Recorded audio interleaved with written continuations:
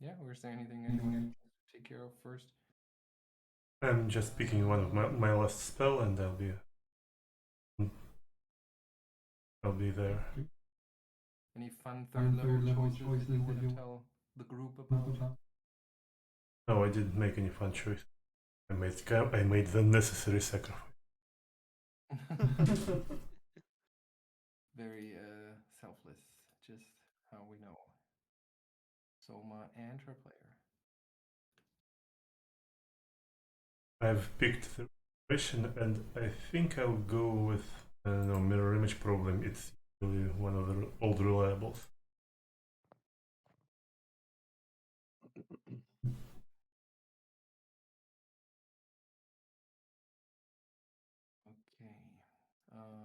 I think Anthony, you had still some pending decisions. Did you get a chance to lock I those think I down?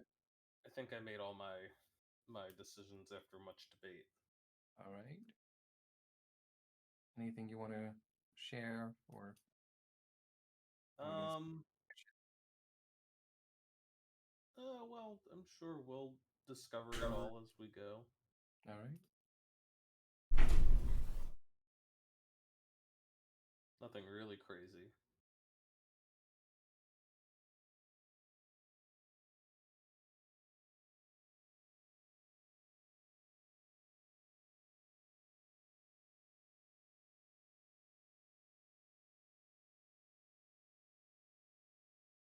Okay.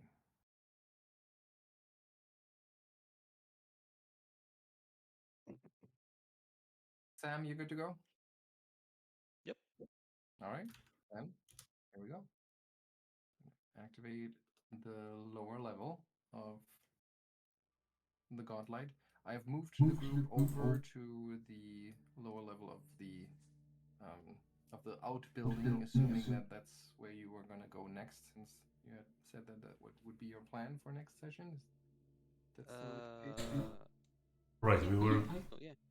we were going to take care of that thing that almost drank Birke last time. Yeah. Mm-hmm. Does that mean that we assume that we got a full night's healing, rest, and all that?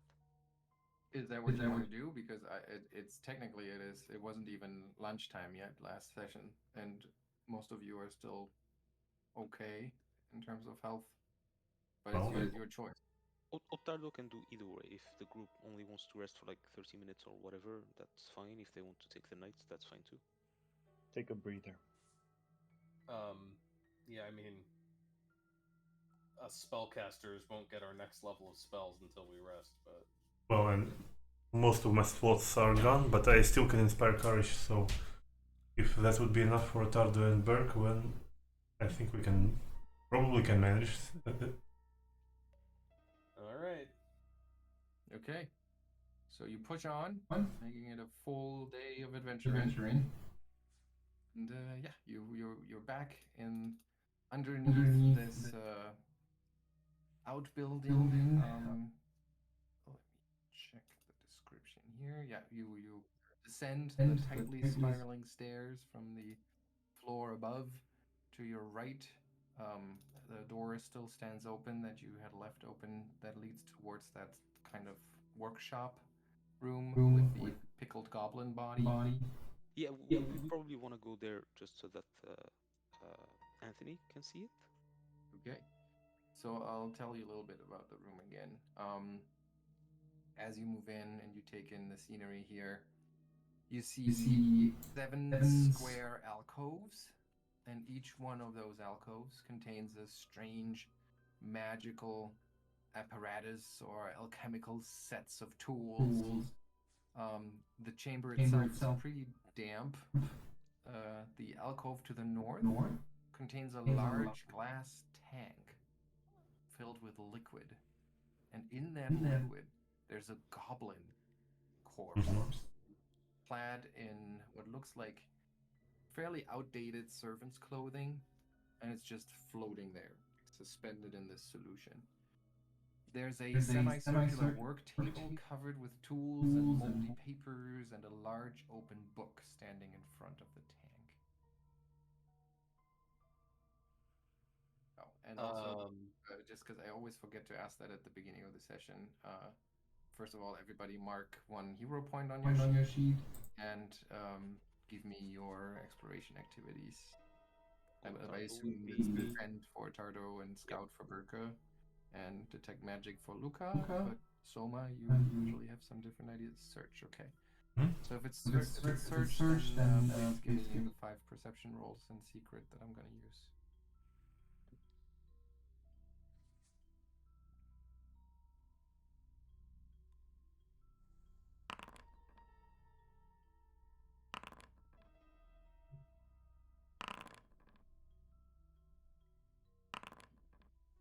Five. All right, that's oh, there's one from Birke that got in there. Sorry about that. Got carried away. That's all right. Okay, got it. All right. So yeah, that's where you are.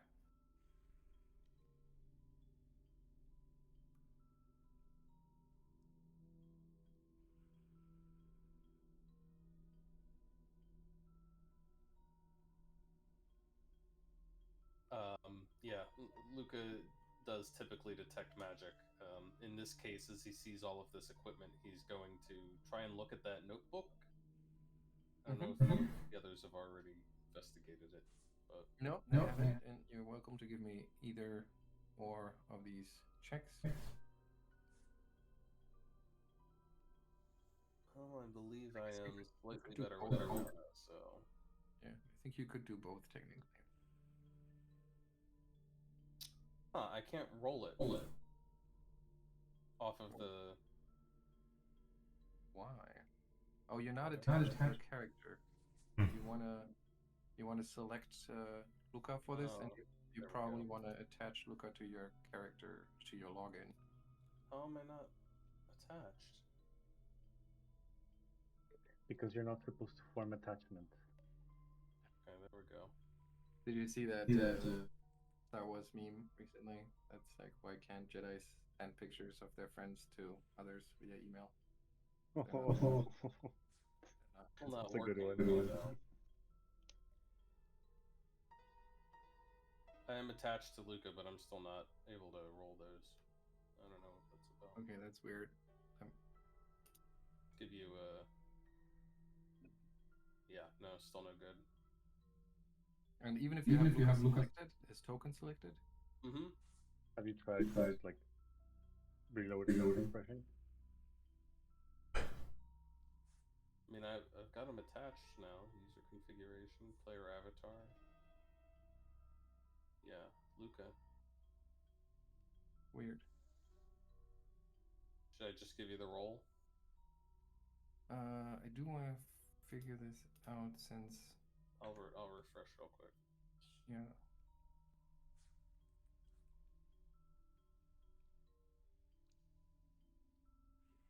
It could also just be the macros that are broken, maybe.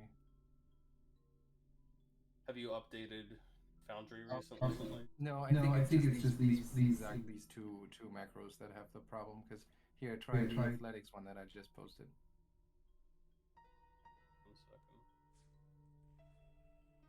Athletics. I don't even see an athletics one. I was just reloading those, so there it is. Yeah, I can roll it. Yeah, so then it's just, for some reason, those two prompts are broken. Then, yeah, just roll straight up occultism or arcana. I'm not going to worry about this being a problem. So if they're broken, then maybe what happens if I try to roll it? That's right. So Lucca, you go over the notes and the moldy papers, and you spot a couple of like sketches here and there, and you piece together that these are probably reference material that might be helpful to somebody who has devoted themselves to construction and necromancy. Construction of constructs. Construction. They're the notes of someone who was doing this? Some of them are notes, some of them are reference materials.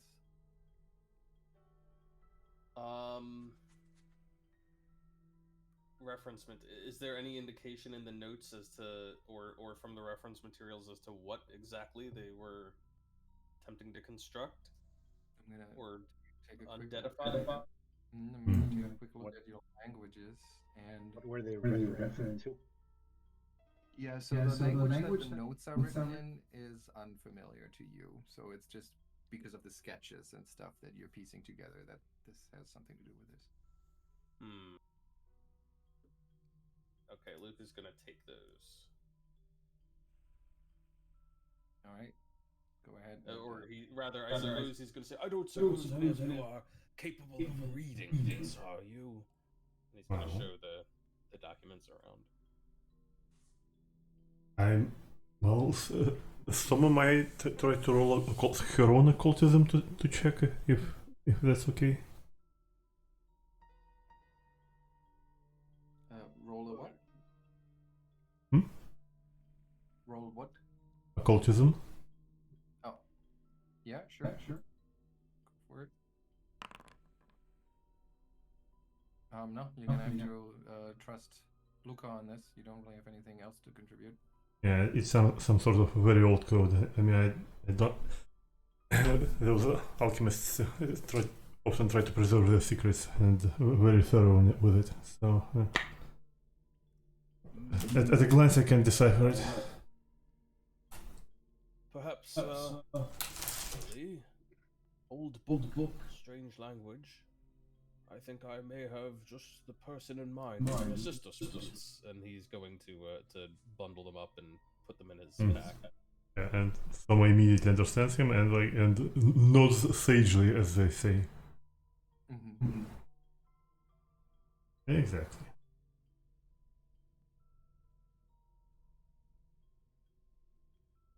All right.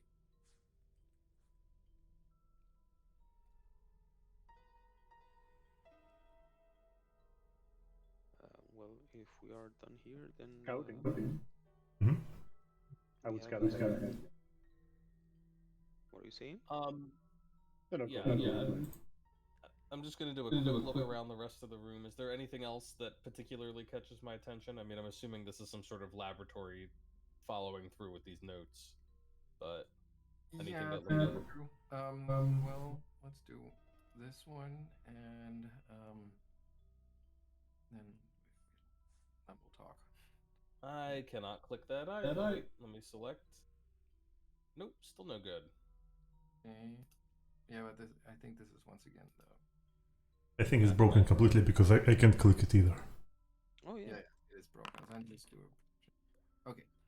So what you find is, like as you say, it's like all just it's a workshop, alchemical, some arcane alchemical-ish tools are still lying around. You could probably consider this an alchemist's lab. This room itself, it's not portable in any sense, but if you had any alchemical stuff to do, you could probably still do it in here, despite the age and all of the broken materials, spoiled ingredients. But there's one thing that really still stands out, because it's such an odd thing to find, and that's a tiny little incomplete looking doll. It resembles an armless and legless goblin, and it has an indentation in its back, the same size as a gemstone.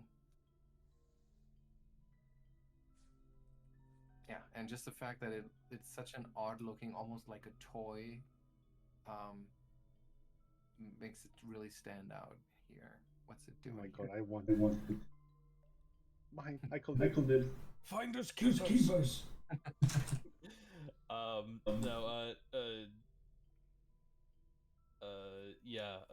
Lucca will pick it up and kind of flip it over.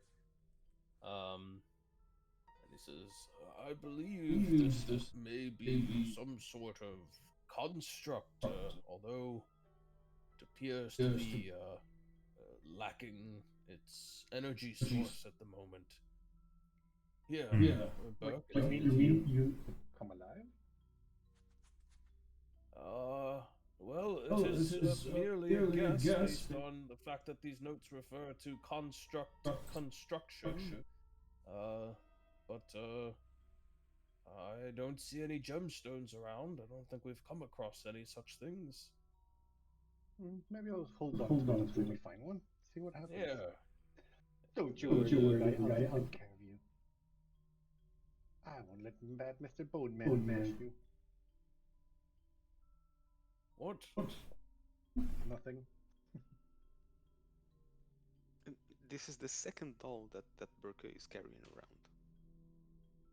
Right?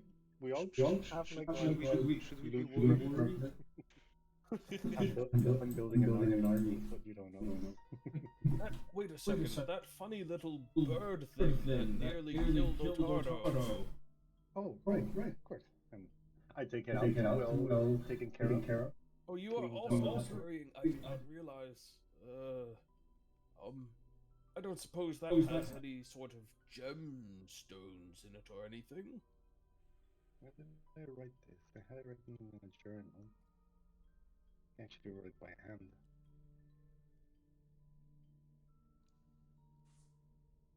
Sorry, trying to find some of my notes, but they're all over the place. It's been very poorly organized on my end. Yeah, well, I do remember what had happened. So you had discovered that indeed it is carrying a gemstone-like thing embedded in its back, and you had tried to like pull on it and realized that it's pretty tightly wedged in there. You could probably pry it out, but it might damage the doll. So back then you had decided just to leave it. Yeah, you're not breaking my doll. We'll find a new stone. All right.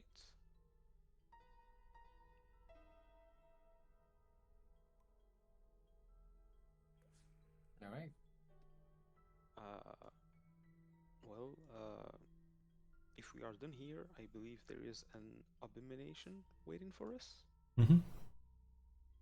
Always so good, Ottardo. Eager to move on to the next horrible monstrosity.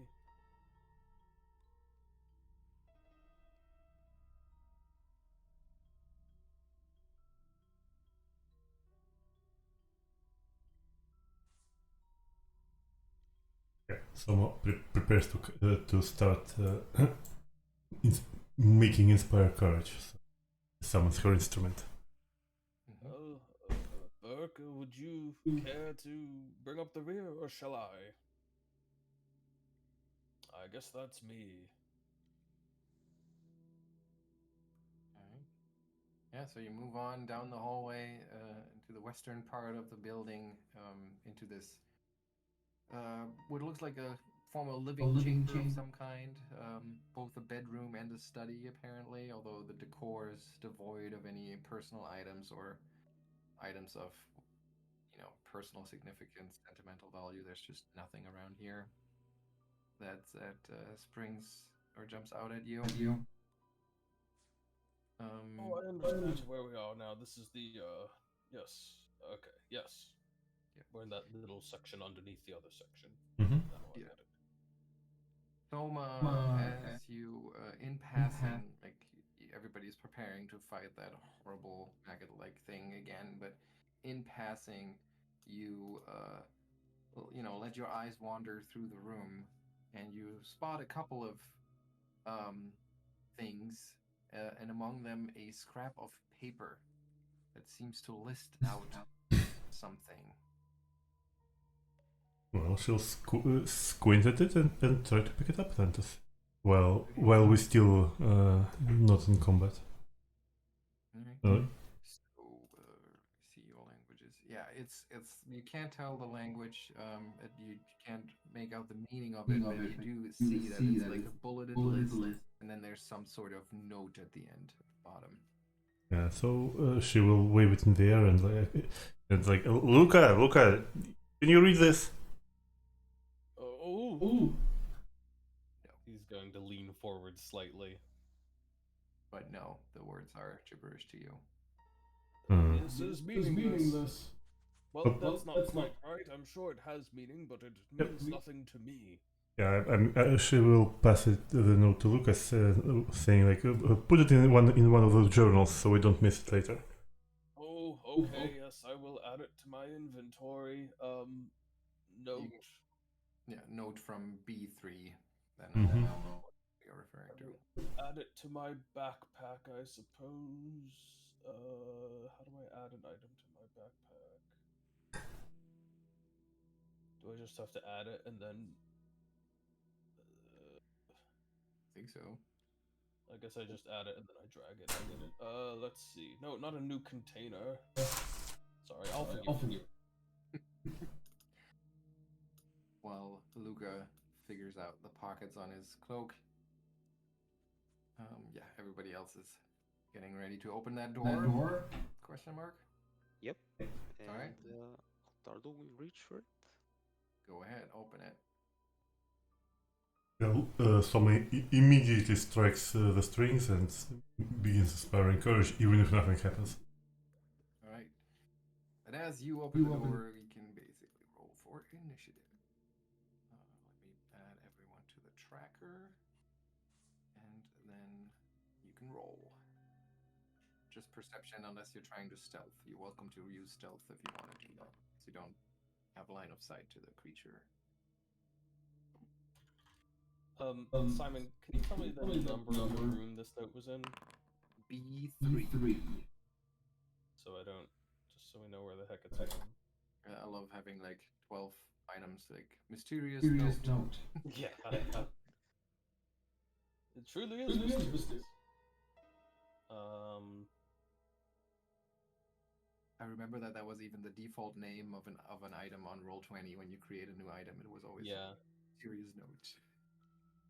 Okay. You need an initiative roll from me. Yes, and either stealth or perception if you like. Can I be over here? I Sure. was managing notes. Yep, that's fine.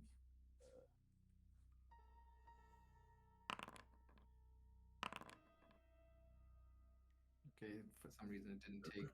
You can move that into the tracker. Here we go.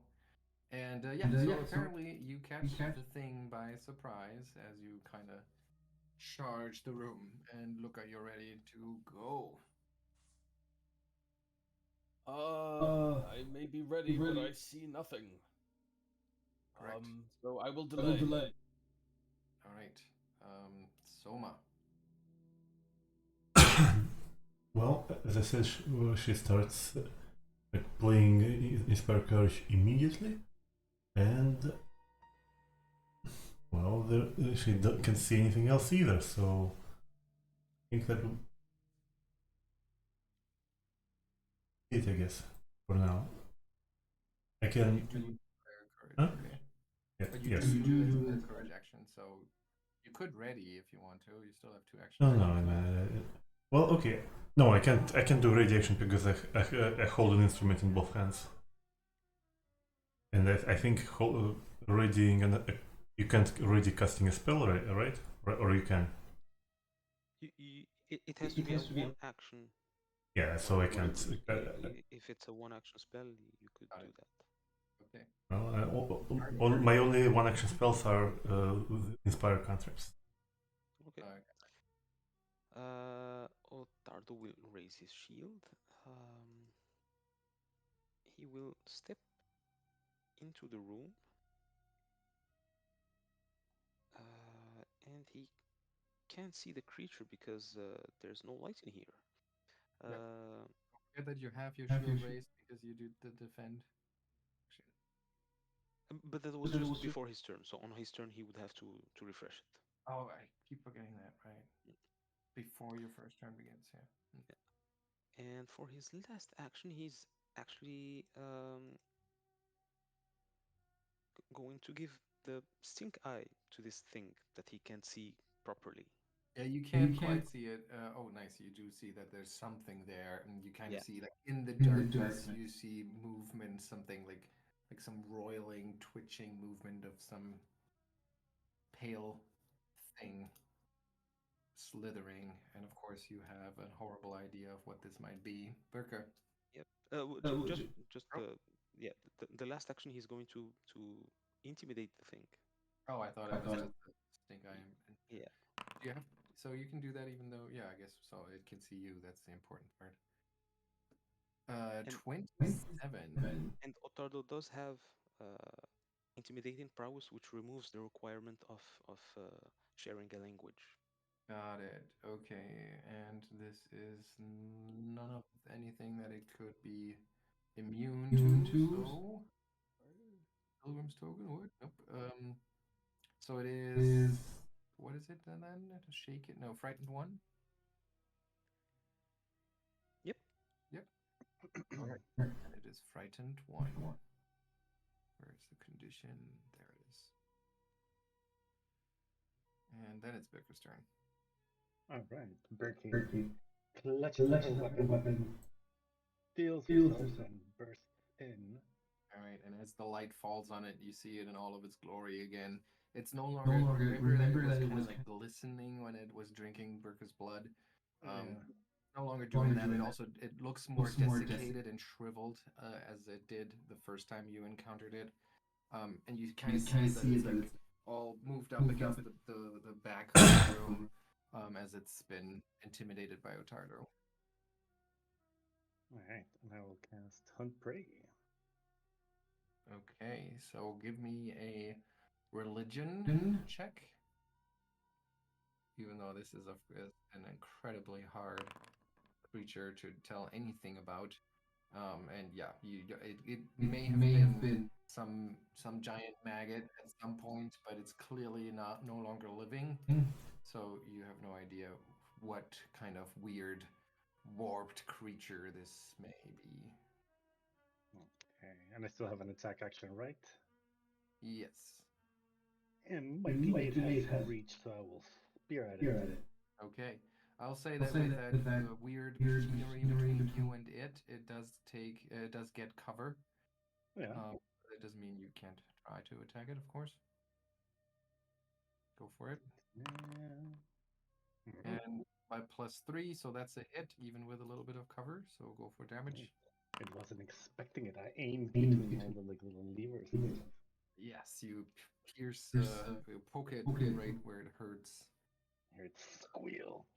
And it does like let out a squishy sound. It's not really vocalizing. It's just like a wet sound that comes from its many-toothed maw. Yeah, like when pressurized organs. Can I take my turn now? And of course you can take your turn. All right. In that case, I will jump in before it acts. Now that there's frontliners in the room, I will stride forward to see what we're dealing with. I'll say, "Oh, that's ugly."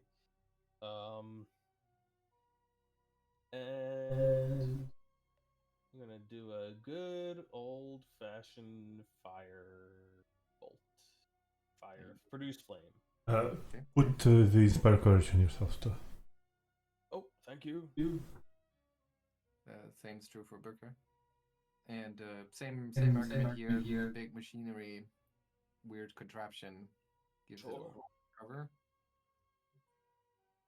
I don't have anything that forces a saving throw, so let's just produce flame. All right, roll for attack. And because of the cover, you just singe the machinery in this case. Oh. But I forgot to mention that, Birke, when you actually, yeah, you're using your glaive, so you're not really piercing, you're doing slashing damage, so you kind of manage to, right? And you realize that it's been really successful. It's like I said, it is more desiccated than it was last time, but its skin is like super weak to slashes, and it really you cut it and it really bursts open in some part, and like fleshy, dried up, organic matter just kind of keeps spilling out of that gash. Very satisfying. Yeah. All right, so that was Lucca's turn, and now its turn comes up, and being somewhat intimidated by Ottardo, it avoids him, and instead makes a move to slither over here, and then tries to attack Birke. What it does is, with the second action, it's just going to try to bite you with its horribly, more like a opening, and that's a hit Not again.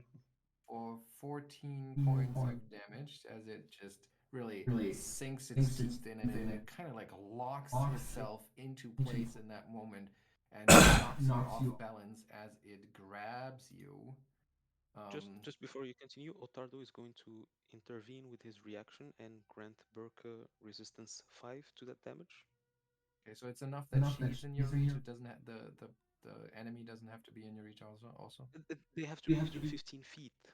Oh, okay, nice. But attacking you can't do because it's out of your reach. Yeah. Okay, so Birke gets 5 points back. But nonetheless, once again, it like locks into place, kind of latches onto you, and that has the effect of you being grabbed now. So I'm going to give you the grabbed condition. Right.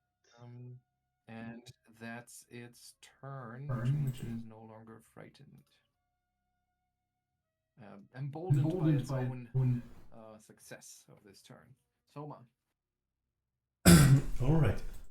Oh my god, I really don't like the sounds from there, so I will continue doing Inspire Courage, and I will spend one of my focus points to make it lingering position, which will require me to make a performance check. Oh, and I think that actually doesn't work. Equal to the highest level target of your composition, level 3 DC. But is it? It might. It might just. Okay then. DC by level, or what's that table called? Yeah. DC by level. Level-based DCs. Level-based. Level 3 is 18. Yeah. Okay then. Then it is not lingering, but I do not spend my focus point because of this, I believe. So it was a free attempt, and I guess I will try to move into the room. And right, that was my second action, and I can't cast Forbidding Word on anyone. Yeah, I will try to use Bone Moth on this thing, even though it probably doesn't understand me. So she will insult it in a very flavorful way. But it seems completely you just noise to it, apparently. Ottardo. Ottardo is going to raise his shield again, stride up to the creature, and attempt to strike it. Mm-hmm. And miss. And you miss. And here we go with Birke. Guess it's a chance for your new ability. Because you probably... can you give you a prompt? Be slippery. So you can attempt to... This just says check. Not sure if that works. But you can do basically acrobatics, athletics, or unarmed attack. Alright, athletics, definitely. Okay, go for it.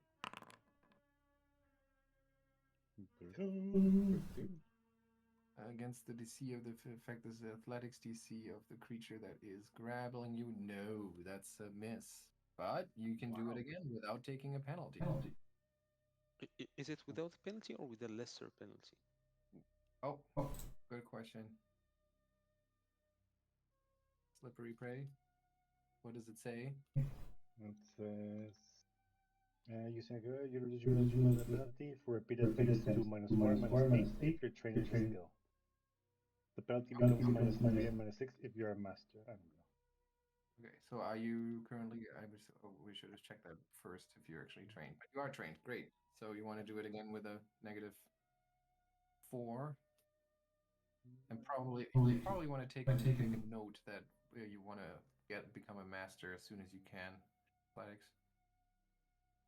But anyway, so you can do this again for at a -4. Alright. Did it Yeah. take the -4? Yes. Yes, and again with a -8. Is it worth it? Can I do an unarmed attack? Oh, yes, of course. You can, as you're still grabbed. Let me see. You held in place by another creature. You're immobilized. You attempt to manipulate, action marked, grabbed. You must succeed at a check. Being immobilized means you can't take any action with the move trade. So you can attack, but do attacks have the manipulate trait? I don't think so. No. Yeah, then I guess you can attack as you Punch it. Okay, yeah, punch it. Boy. Ooh, yeah, that hurts. Damage. All right, that's 7 points of bludgeoning damage, and it's a terrible feeling to just hit the. It's like hitting an undead punching bag. It's Ugh. yeah, it's really gross. Oh, I see that your attack should have taken the multi-attack penalty, which you didn't include. So that would have been a miss, actually. So I'm gonna take that down back. So yeah, you kind of just feebly punch away at it, but Smacking at it, yeah. yeah. Lucca.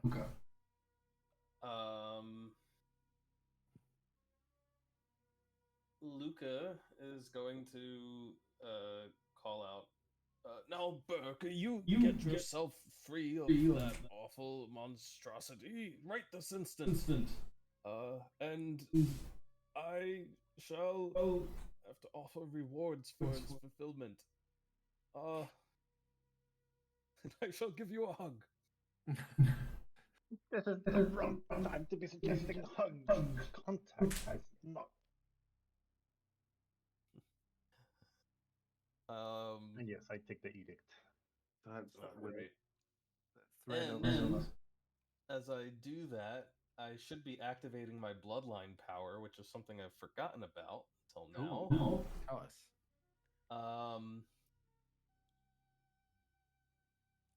Let me make sure I get this right, because I keep forgetting this is a thing, and it's worded kind of weird with this. It works weirdly with this spell, so bloodlines. I die. Okay. Scorches a target. Either a target takes per spell level.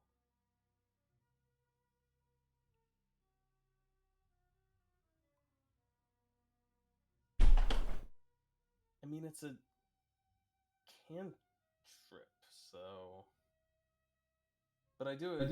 When do I activate blood magic? I'm sorry, I'm still trying to figure this one out.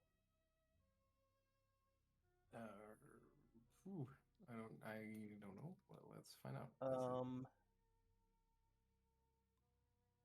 So I would say that's probably in the sorcerer class. Yeah, bloodline, reading a thing. Okay, blood magic. Whenever you cast a bloodline spell using focus points or a granted spell from your bloodline using a spell slot, right, gain so a blood magic effect. So diabolic Okay. is the bloodline spelled. It's a spell using focus points. I see. So, but it's a cantrip. So does it trigger? I don't see why that would matter. It just has bloodline spells, diabolic edict. Well, the diabolic one says that you deal 1 fire damage to a target per spell level. Oh, I see. So does it trigger if it's a cantrip? I mean, I don't know. That just seems weird. I mean, you don't want to hurt Birke anyway, right? Well, but I think I can target anyone with it. Oh, what? I think that works because whenever you cast a bloodline spell using focus points. Yeah. And if it's a focus point, it's automatically. And cantrips are automatically heightened anyway, right? Yeah. So you do have you would use the heightened level, I think. Right. So it should be 2 points of fire damage because it's technically a 2nd level cantrip. That's how it works, right? Yeah. The heightening. Yeah. Okay. 2 points of fire damage go to the worm, even as I issue my diabolic edict to Birke. I think. I don't think that's how it works. I think the target of your spell takes that damage. I mean, it says Hellfire scorches a target or fills your tongue with lies. Either a target takes 1 fire damage per spell level, or you gain a +1 status bonus. Whenever you cast you gain a blood magic effect. If the blood magic offers a choice, make it before resolving the spell. Blood magic effect occurs after resolving any checks. I mean, Yeah. it doesn't seem to indicate that the blood magic effect has to be the same as the target of the spell, but yeah, I agree that the language is ambiguous here, but just in terms of the intention behind this, I feel like it's well, it could be the doesn't same seem to make any sense that a diabolic edict would also hurt them. But I mean, if that's What? how you're reading it, that's fine. Well, it's kind of like you could force somebody else to do your will, to do your I bidding. can only do willing creatures. Oh, well, that's true. Then that would be weird. I mean, I'll give it to you now because it's also just 2 points of damage for now, right? I mean, technically, I can also trigger it every time I produce flame, which is something I've been missing before too, because that's a granted cantrip. Yeah, that definitely makes sense. But I think we should do some research on that regarding that, if it lets you choose whatever target. Okay, so in this case, like I said, I'll give it to you. I'll apply the damage to the blood siphon. Okay. Yeah, and whatever you decide, that's fine. But I will also produce flame, and I will definitely be taking my extra damage from now on. All right. So I'm going to cast Produce Flame. And I think I'm still under the effects of the Yes. Inspire, right? Yes. Okay. Where the heck did it go? I lost it. Right here. Thank you. All right.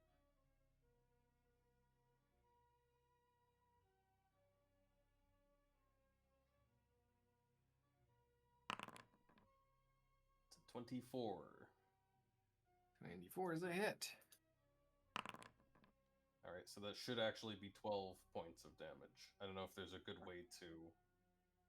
I just manually add 2 to that. That's good. All right, yeah, so your flame, ball of flame that you hurl at it strikes, lands, and you burn it severely. A sickening smell, wafts from the burned flesh of this creature as you do so. That's your turn? That's my turn. Okay, then its turn comes up. I'm so glad it's still attached to Birke because you can see it start to its entire worm-like body starts to pump and convulse, and and Birke, you feel it draining you of blood as it does 9 points of damage to you, and you can see once again as you saw before, even though the body isn't really porous or anything, you see how this reddish, glistening liquid just spreads out across its body as it becomes all of a sudden quite what's it called? Quite slimy. So that's great, and you will feel drained one by this, and that was one action. And there's no reason why it couldn't do that again, so that's what it's gonna do. Let me just double check, but I think it's true, yeah. So it's just gonna do 11 points of more damage to you and heal some more. You can just see it become more and more plump as it draws more blood from Birke's body. And finally, 1/3 time. No. Another 10. Ottardo is going to use his reaction and Mhm. grant Birke resistance 5. Okay, so it's damage. just damage. That It's still not, kills me. but it's not damage. Not from an attack. It's just damage in any way.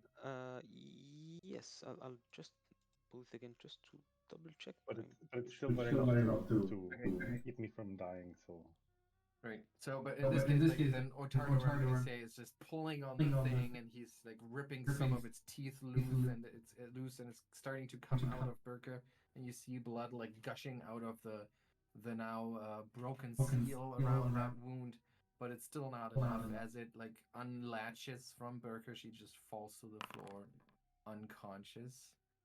And then Ottardo tries to swing at the thing, but misses. And that's its turn. So now it is Souma's turn. Ah, shit.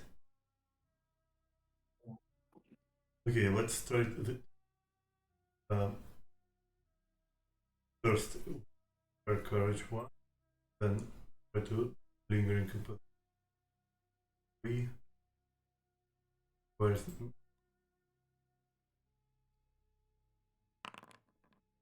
no? Well, fuck it. And then Soma will just drop her conjured instrument. She will for her other action. Roll her short bow. Shoot.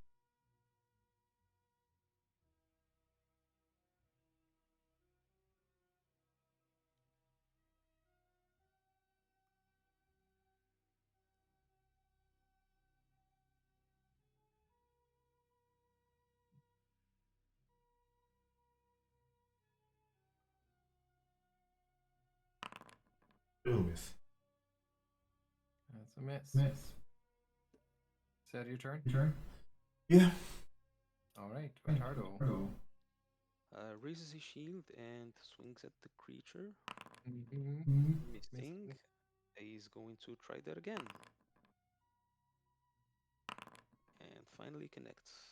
It finally connects and does 10 points of damage. Then you see it like the body is like, you see like a ripple of liquid, of blood spreading through this creature as your hammer hits its side. Avenge me. Birke's turn should move down just before the blood siphon, as it's called, and then it's Lucca's turn. do I have to do a Not yet. I have condition You mode. move in the initiative when you go down, so it's not yet. Lucca is. If I move to stand over Birke, do I still have a penalty to my attack?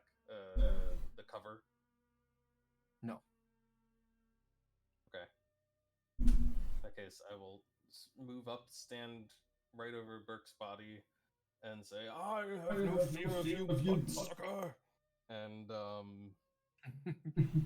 I'm going to. I guess I'll try to chill touch it this time. Birke said something about it being undead, so. If you move, you could move like just one square you want me further. to? I don't have any weapons to flank with, but do you still get flanking? I think you Even have if everybody has an unarmed attack. I think. You're... I mean, yes, I suppose I could always threaten to give it an old knuckle sandwich. But that's a fortitude save. That's okay. Fortitude save from the thing. Right, here we go. It passed. It passes. And that's your turn. Now, Birke needs to try to stabilize.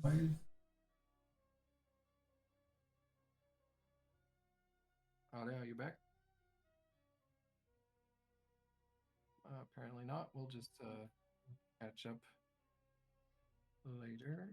Alright, so now it's the creature's turn. It has dropped Birke since there's nothing left for it to gain. I think Lucca probably doesn't even really register for it, having no blood at all. So it turns around, and Ottardo, you're facing this like wide open maw. It's still dripping with Birke's blood. And you can see all of its insides. It's all caked in the brown reddish blood that is already mixing with its necrotic energies. And it turns around, and then it's going to try to strike Ottardo once. That's a hit. Oh no!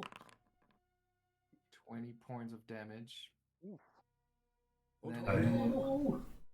And then it latches on, grabbing you, and then it sucks the blood.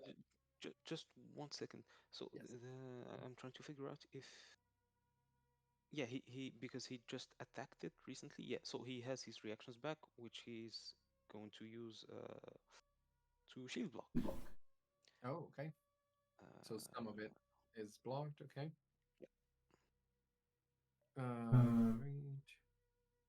Shield takes a significant amount of damage, and it's still like you only manage to knock it out of the way somewhat, and it still manages to latch on, grabbing you. So did I give you the grab condition yet? Yes. And then it's starting to do its thing, where it's just kind of, you feel it draining the blood from you, and you take 9 points of damage, and it heals some amount, and you feel drained by this attack. That's its turn. Souma.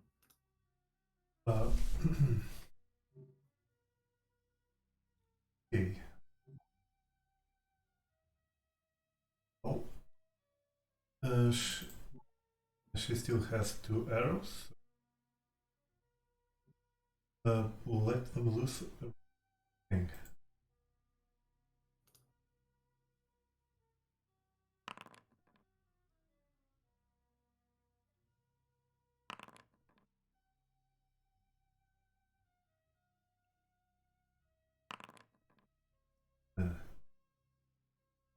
Oof.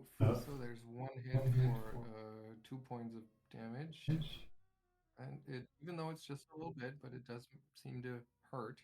But then the second shot is a miss by a mile. She will then drop her bow now and put a rapier. Okay. Ottardo. Ottardo is going to somehow interpose his shield. That work? I don't Grab. know. I don't think it says anything about not being able to. I mean, what is raise your shield? Does it have manipulate trade? I don't think so. No. If I open it here, raise a. Yeah, it doesn't have any trades. Yeah, I guess you can still somehow use the shield. And then he is going to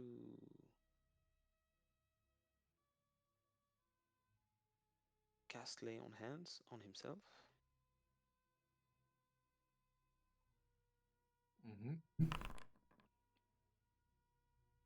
That has the manipulate trade, so you do need to make that flat check. It does have. Yeah, I mean, you okay. literally lay on hands, so it's because sense. on the character sheet it showed only S, which I thought is somatic, or is somatic manipulate. I thought it was material that was manipulated, but anyways, it says manipulate, so that's fine. No, somatic means gestures. Yeah.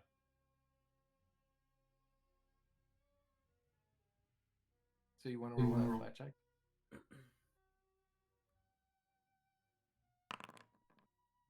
Critical success. Doesn't make a difference, but good. So you've already healed for those 12, okay? Yep, and last action he is going to. Can he swing his hammer at it? I mean, you nothing that says that you can't do it, so only the conditions you already have here might apply, but I think, yeah, I think you can do it. All right. Bonk. And yeah, you somehow awkwardly, like, manage to smash it with the Hammer and anvil. Yes, exactly. All right, so that was your turn. Good, Lucca.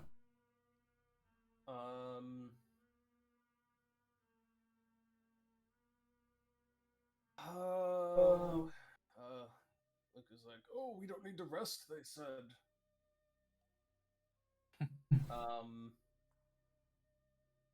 Birke, did Birke save? Is Birke stable? I'll allow you back. We don't know. I'm just gonna roll for her. That's can you remind me what kind of roll that is? Is it just a flat roll? It a should flat be roll. on the. It should be on the sheet. Yeah. Yeah. There's right where there's HP, under it there's the dying and wounded trackers, and to the left of that there's a die that you use for the recovery check. Yes. And there you go. GM's touch. Stable. All right. She's stable. Okay, good. In that case, do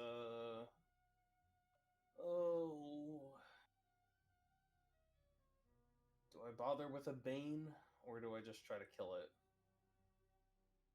Badly injured. I don't know if I can deal enough damage to kill it, but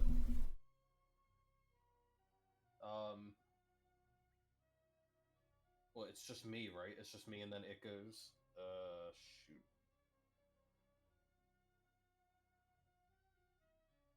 That's definitely. I mean, it's gonna regain hit points as soon as it just does it automatically, right? It just spends an action, and it just spends actions. Yep. Well, Bane isn't going to help in that case, so I'm just going to see if I can get really lucky and hit the thing. Is Inspire up or not?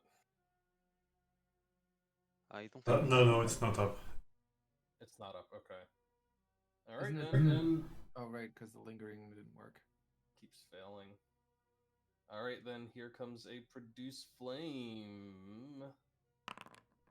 Oh my god. I'm gonna use a hero point. There you go. A 2 on the die. Can't get much worse. There, I mean, it can. It sure can. There it is. 27. A regular hit, though. Regular hit, unless it has an AC of 17 or lower. Well, I don't think flanking doesn't apply to a ranged attack, does it? No. No. For a spell attack. Yeah, this is normally a ranged, but you can also make a melee attack against the creature in your unarmed round. So it does get flanking, which makes it critical. Alright, yes! Ooh. We'll take it. That's right, I forgot Produce Flame can be melee. Which makes sense, of course, but that's awesome. Yeah, so he just fills the palm of his hand with fire, and he just shoves it right into this thing. From behind, I guess I'll just roll normal damage. That does have the +2 in there now, so I can just click double.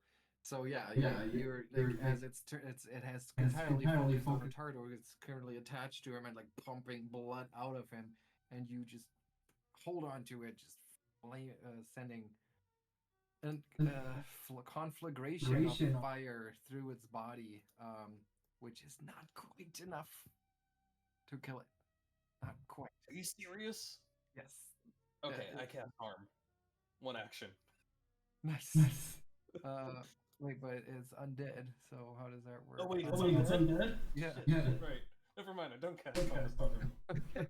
I mean, you know. Birke did mention that. Yeah, that's right, she did.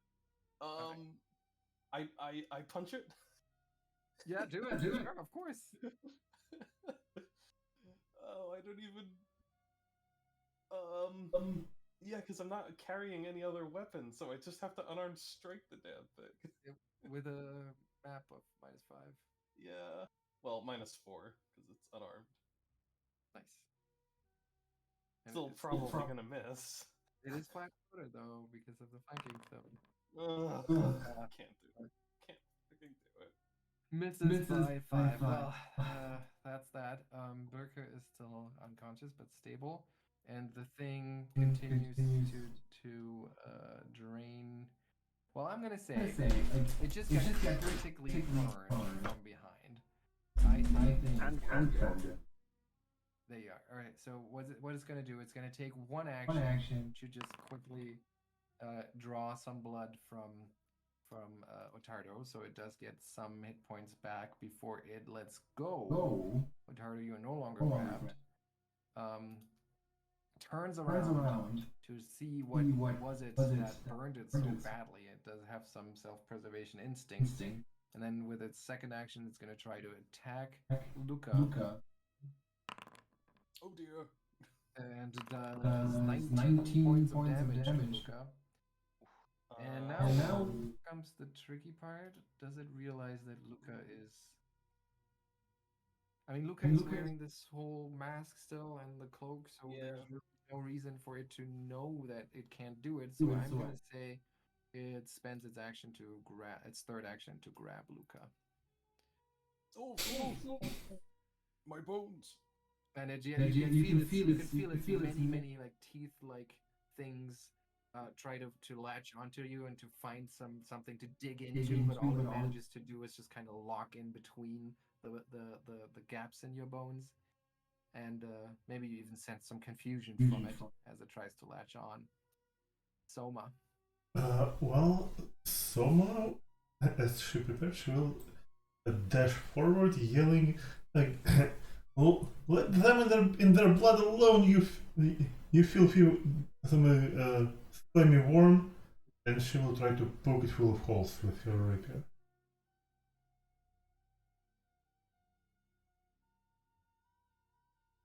You strike the poor bastard. Yes. Yes. Oh, look at you! Do the damage. Oh, and it's not quite enough. Well, I'll strike again then. Do it. And wait a second. I still have hero point. I will reroll it as for a hero. Okay. Well, okay, never mind. Crap. Okay. Well, maybe Ottardo can do the honors. Ottardo will raise his shield and swing at it. It's a hit and it's damage. Okay, so what happens is this. You can probably hear the scraping sound of all of these many little teeth that are scratching over the bones of Lucca, and you can see it like move its body as it's trying to get in a position to properly latch on. And Ottardo, visibly drained from having his blood pumped out of his body by this thing, like lifts up his hammer one more time and brings it down hard on the creature. And in fact, so hard that upon dying, it just explodes. Oh, for fuck's sake! In a 20-foot area, it's like a cloudy red burst of necrotic, dried blood. And I would ask everyone to make a reflex save or die, or we'll see what happens. Can I choose to fail? You can always choose to fail if you think that. I think he's instinctively trying to avoid it. Yeah. But I see where you're coming from. Of course, Lucca makes it. Can I critically fail and get double healing? Do unconscious people take reflex saves? That's a philosophical question. I Or think do they auto fail but not auto crit fail, or?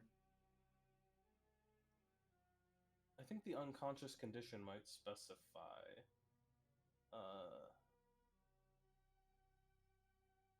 You take a -4 status penalty to reflex saves. Yep. So, go ahead, Ali. Roll a reflex save for Birke. Of course. That's bad. That's a crit fail. Wow. So we'll see. We'll walk through those things one step by step. So let's start with the good news. This burst of necrotic dried blood, indeed, like it's not the velocity, it's not the vileness of the unhygienic aspect of it. It's really the raw necrotic energy, necromantic energy that is hurting you. So this is negative damage, which means that even though Lucca saved, he actually heals 8 points of damage as this rains down on him. I think it. How? What? I think maybe it doesn't. What do you Because mean? basically for both positive and negative you have healing and damage, and there's like 4 separate things. If it says negative damage, I thought then they've done away with that. It does. So it does say in the basic undead benefits, you don't take negative damage and are healed by negative effects that heal undead. Okay. So then you just okay. Got it. Thanks for making that clear. So then you don't take any damage, but you also don't heal. Okay. Soma, you take 8 points of damage. Ottardo, you take 16 points of damage, and so does Birke. Now, what happened? I guess you just moved to dying, Birke, but it's dying 2 because it was a crit fail. Yeah. And since you were wounded from coming back from dying just now, you should be dying 3, as a matter of fact. Mm-hmm. Oh shit. So you literally one roll away from permanent dying. I think this was Ottardo's first action. You see the result of this. You see that like Birke got just drenched in this vile stuff. What do you do?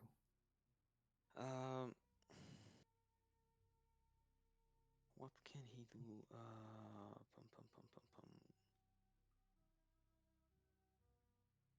We haven't been to the town yet, so we don't have a healer's kit yet. I think he's going to take one action to get close to Birke and start rummaging through her pack, hoping she has any sort of healing. Well, she has a vial. I have a minor one. Okay, I guess he'll pull it out, so that's one action to move, one action to get out of the pack. Yep. And then Lucca standing right across from you, or right next to you, essentially. I mean, you're basically on her square at this point. You see Ottardo grab a healing potion from Birke's hand. Yeah. Meanwhile, he is fumbling out that that wand. And in his haste to get it out, he doesn't have it like wrapped up in the cloth or anything. He just grabs hold of it, and he's like, "Oh, come on now! I know we've already done this once today, but perhaps just a bit of it's not working." He's waving the wand around, and then he just says, "Oh, curse it all! Just stop dying, Birke!" And he casts a spell.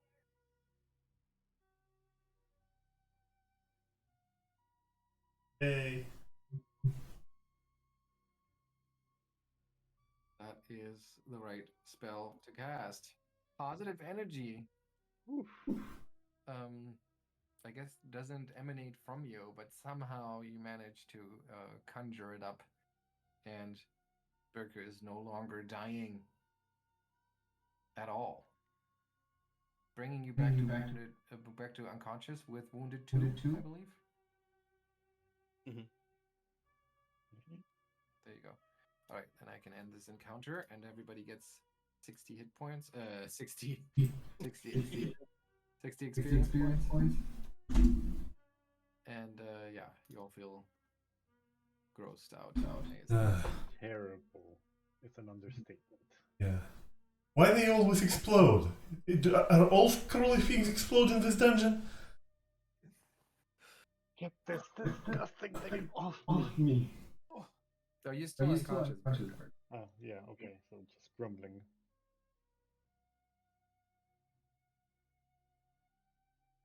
Well, Ottardo, what are you waiting for? Help her. And he will pour the potion down Okay. her mouth. Yep. Trickle it down her throat, and then Birke, you can roll the healing. Expend the minor healing potion and use its healing. How do I use it? Yep. There should be button. Click the button labeled use. Yep. Nice. All 2. right. That's not great, but that's bringing you back from unconsciousness. And you also no longer drained.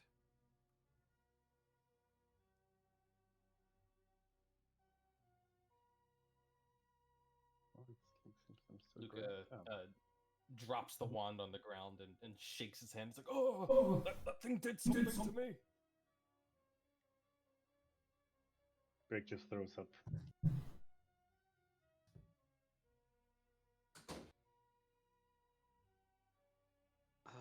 Well, that has been harrowing. What do you say we go back to town and rest up? I think. I'd say that's necessary. Yeah. You Well are done. right, Birke. No, I am not. Ah, well, that may be true, but you're not dead. We took our vengeance for it. I'm pretty close there. Oh, but there's another door right there. I don't think I can keep going. And you see, like, despite the healing potions and magic, the wounds are not great. Oh yes, that's right. Rather grievous. And my cloak is full of holes from this thing's teeth. Yeah. Yeah, so is everything I'm wearing. Right. Well, let's go then.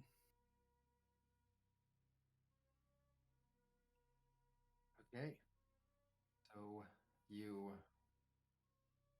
turn your back on this horrible, horrible thing and the equally horrifying room itself and return to Otari. Limping. Yeah, I'd say it usually it takes about an hour to get back to town, so you should be back just right after lunchtime.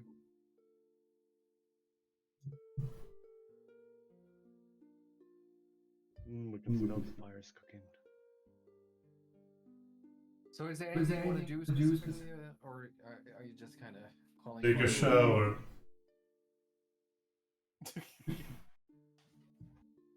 What was that? You take a shower. So there's. Yep. No, go ahead. Go ahead.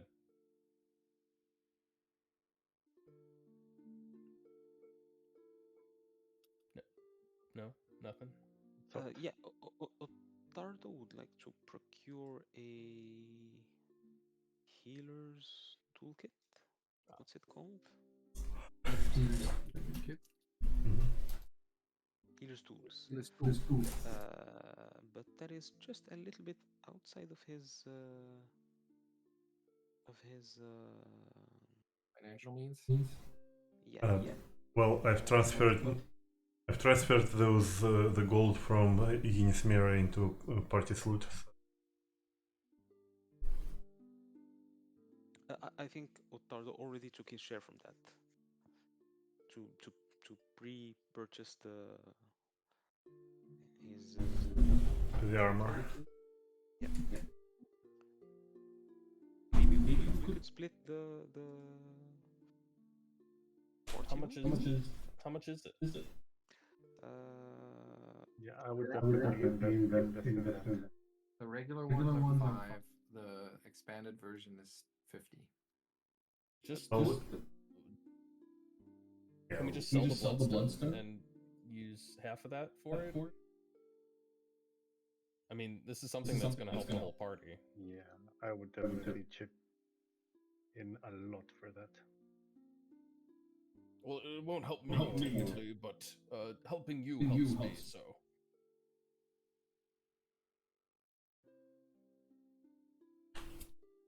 Yeah, I think Soma was I only interested. have 9 gold, so. Yeah, but we have plenty in the party loot. Mm-hmm. Oh, I didn't even notice we had 71 gold pieces. Well, Yeah, Yenismira was very thankful for recovering her team. So Oh, well, that's very good. Yeah, just take 5 from 5. You also have this channel protection amulet that's just sitting here in your stash. I'm not sure if you want to do anything with it because it's quite valuable. It's trapped in a cage of braided wire hangers. When wearing this amulet, you gain resistance 5 against damage from harm spells if you're living, or against heal spells if you're undead.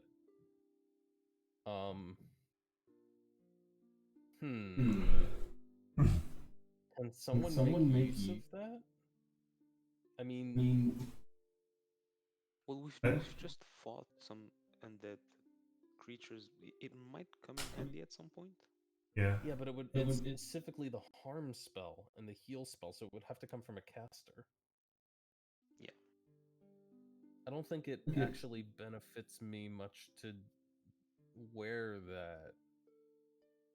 Yeah, because you wouldn't encounter I'm very opponents. unlikely to encounter enemies casting heal at us, so it's probably better for one of you.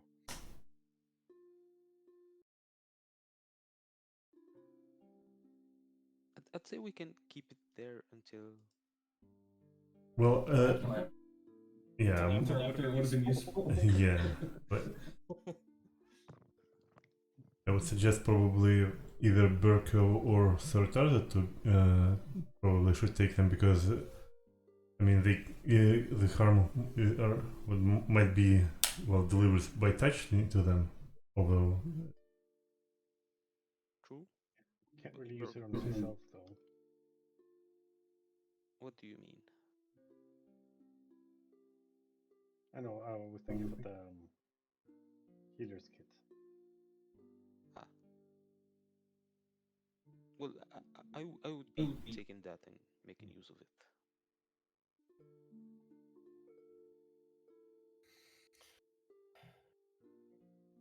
Is there anyone you can ask about the dolls?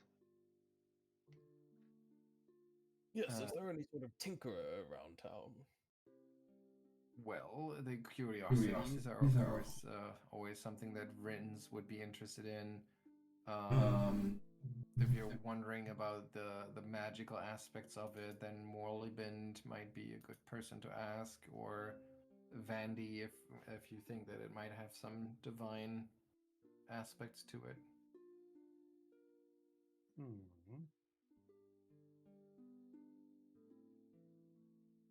I think we can. I have been wanting to take this book to Morlebin to see if he can translate it at all. Would you care to accompany me, Birke? I'd love to, actually. I quite like good relationship. Sorry, I'm just looking through my notes. All right. So the two of you go over to Morlebin's odd stories. Remember that it's the building down there on Rosegard Road, corner of Rook's Alley, a 3-story stone tower that rises from the back half of a 1-floor bookstore. And there's a sign above the front door depicting a stack of open books with lines of magical energy rising from the pages. So certainly a good spot to ask for details on potentially alchemical or magical notes. You enter, a little chime goes off, even though you don't see a bell above the door. And soon after, Morlebin emerges from the back room and he says, "Yes, hello? Oh, Birke, it's you, and you have your most curious friend with you. It's good to see you again. Hello. Yes, I'm sure you're familiar with him. He's been living outside town for a while. Perfectly adequate, normal person. He's actually a valued customer at this point. Yes, we did have some business. Yes, we have made acquaintance. Well, and What that do will you bring me an interesting question. Lucca, you found some interesting books, right? Indeed, we have. Questions? Yes, questions. Oh, questions are always intriguing. Sometimes more so than the answers. Well, tell me, what did you find in one of your delves? Well, we have come across this book, and there's a series of notes here. Now they seem to be referencing various forms of necromancy and construction. However, the language that they are written in is strange to me. I was hoping, being a rather erudite fellow yourself, that you might be versed in this tongue. Yes. It is a dark speech that this is written in. It's a language that I'm afraid I am not particularly fluent in, but I could certainly sit down with a proper reference material and translate this for you if you'd like me to. It might take a day or two, but yes, absolutely, most intriguing. And he already like kind of walks off with it. The other curious thing, before we go, is Yeah. when we found these things, we found this construct. And I take out my well-kept dolls. Oh, One of them was animated. This little fella. oh, interesting. Well, most fascinating, curious.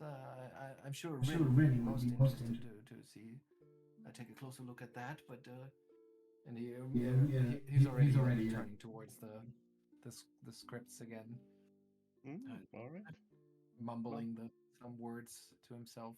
Yeah, that's Morbrand, like when he fixes on a subject. And he's at this point he goes back to the back room unless you make sure that he Yeah. keeps attention on you. He's already. I turn to Luca. Well, looks like we're visiting Rin's Wonder. Yes, that required very little explanation. Let us be off. All right, so I said like 2 days, so let me use our fancy calendar tool here. Put that in. I'm gonna save it. I'm gonna click the reminder thing, so I should be reminded in 2 days that it's ready. Could you put in one for the armor too? It was supposed to be 1 week after 29th. All right, yeah, let me see if, first of all, I think I need to make this node available to everyone here, so all players can see this. And now you can also subscribe to the event, so if you go to the calendar, it should be, I don't even know how you get there from the player view. Yeah, I don't see any. Where would be the button for that? Well, for me, it's in the journal notes button, so I don't know where that would be for you. It should be somewhere here. Yeah, there it is. In journal notes, simple calendar. Yes, okay, and then if you go there and you go to the next month and then click on the first day, is that right? Did I just mess up the node? Yeah, go to the next month, click on the first day, and then there should be a way to click the bell icon so you'll be reminded of this event. How did you get to journal notes? It's the fourth square pip on the left. After items. I have journal with. It looks like a little Oh, bookmark yeah. all the way on the left, underneath the measure tools and stuff. Oh, okay. On the left. Okay. Yeah. Journal notes. Okay. Lacks Okay. permission to update entry. But Yeah, then you there's can something. You have to click on simple calendar. Okay, and now I can go further. And we are Arodos 29th. Okay, and then if I go next. Okay, I see it. Wait. Notes.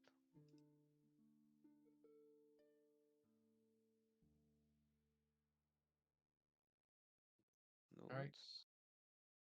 Okay. And if I click.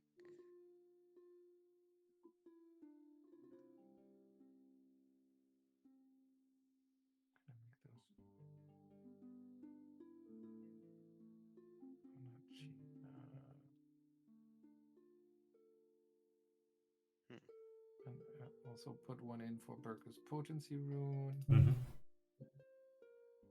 So yeah, That should be just tomorrow. I just want to see how that works with the reminders Yeah. and everything. Okay. Okay. All right. So yeah, do you want to head straight to Ren's after, or what do you want to do? If anyone has anything to do, can they do it first? Because Lisa's about to arrive and I might need to help her with the kids. But it's just 5 minutes. There's 2 other magic items for us to identify. I don't know if Alright. Rin can do it for us or what, but Yeah, I'm sure Rin might be able to help you with that. Unless it's like scrolls or something, then Morlibit might be the better person to deal with it. I don't know what they are anymore because they're obscured to me. I know we knew what they were last week, but I have forgotten. So. Oh yeah, I had obscured it, and it doesn't even tell you what kind of thing it is. So they're in the party loot. The party loot, okay. An unusual piece of equipment and an unusual consumable. Okay. Mm-hmm. Okay, yeah. So the unusual object is the necklace and the wait, that's interesting. I guess the consumable is the necklace, and the other one is an opal. So yeah, so you go over to Rin's, who is today, since it's it's been raining most of the day, quite heavily. So she has the tent cover up in her little circle of standing stones, or fake standing stones, and you see that there's sorry.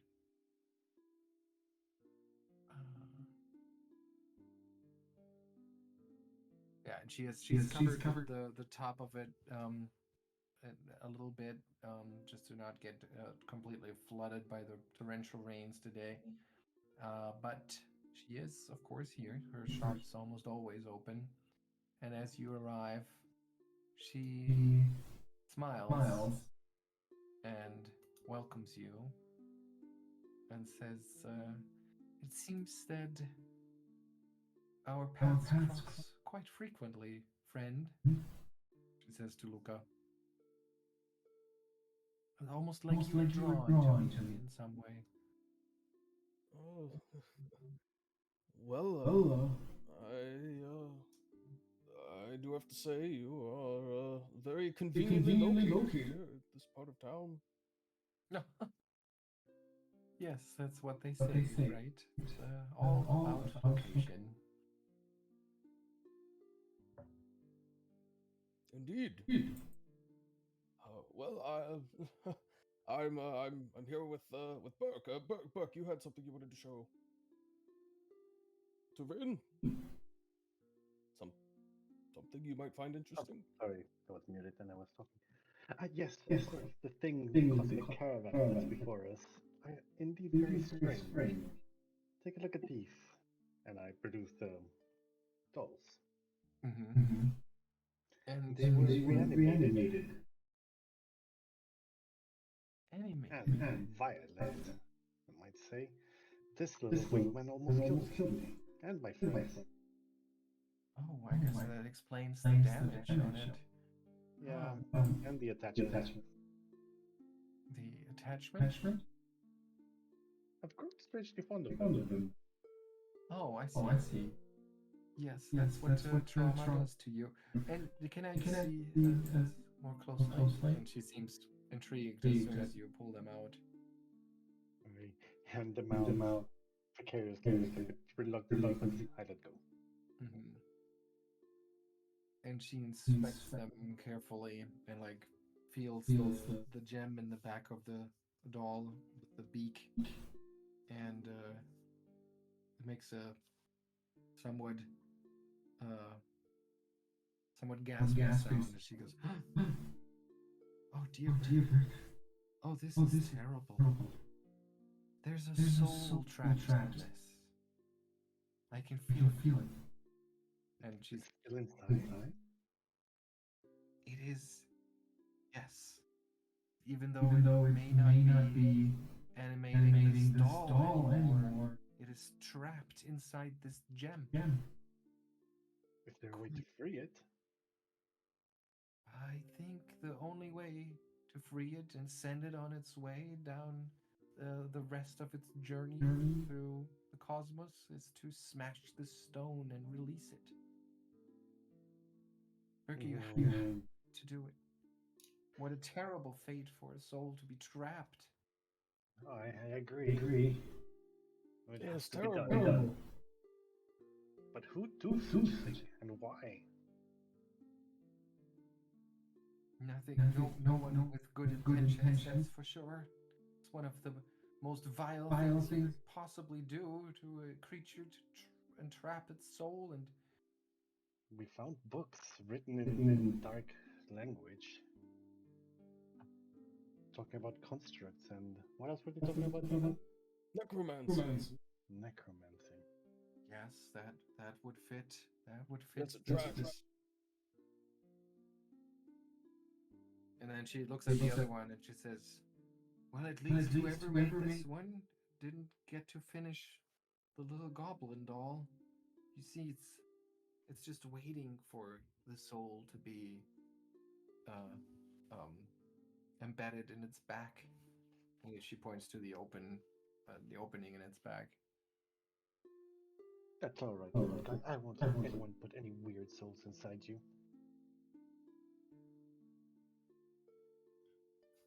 Alright. Well, I'm gonna have to remove this one. And yeah, but I want to remove it. I don't want to destroy the doll. All right. Then Okay. Give me a second here. I think it even said something about the DC here to remove it without damaging it. Ooh.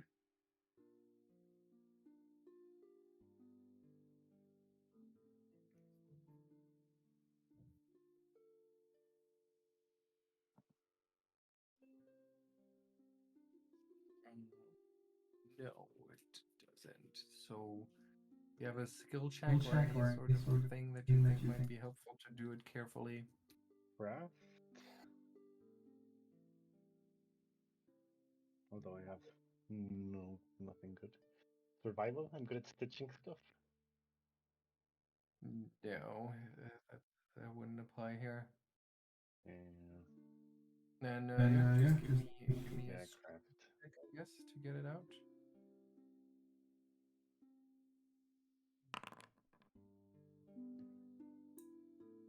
Wish. Oh dear. Unarmed attack. Would have done better with my blade.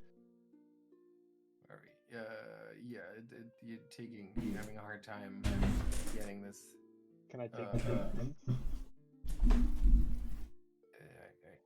I'm not sure you can, but you're having a hard time getting it out intact, and eventually it just kind of pops out, but you break a little bit of the wooden enclosure. I pick up the piece. I'll try and glue it on later. Yeah, there's like a crack running through the back of the wooden doll, which you might be able to fix at some point, sure. But at least you have the gemstone, which is looks quite valuable, actually. It's a beautiful stone. Which must be destroyed. Is there any special way to destroy it? Or just, If you just smash it, it seems it's probably quite hard, says Ren. But if you just smash it hard enough, maybe it'll break. Alright, I to do anything like this. Drop it on the hard surface and with the butt of my glaive. Alright. Hold. What? Just a moment. I am trained in spirits lore. Is there anything I might be able to do a check to see if there's a way to get this out without destroying the stone? Sure. Give me a spirits lore check. See if you have an idea. Apparently not.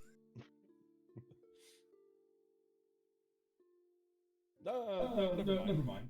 Go for it. All right. We must free the poor soul inside. Alright, so you strike it for a critical. Give me a critical damage. So that's 22 points if it's critical. Which means, even though it has a hardness of 10, it is... it cracks, which I'll say is enough.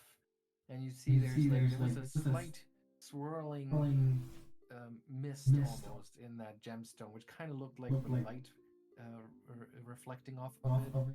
But as you crack the gemstone, there's this like sound, and the swirling disappears. It's gone, Rin says. You did it, Birke. You did it. You freed a poor soul from eternal prison. It wouldn't have been very nice of me to keep it trapped there, would it? No, you did good today. Okay. Yeah. Lisa survives the rocket. I'll be back in one moment. And Rin says, I will. No good should go unrewarded. I'll take it. I'll buy this stone off of you. It does make for an interesting curio. I can give you its worth in gold, which is 5 gold pieces, if you're willing to do that. I'll tell you what, Vin. We have a couple of oddities, a necklace and an opal that for the life of me I have not been able to discern the magic on. But you are cleverer than I when it comes to such things. I was hoping you might be able to assist with it.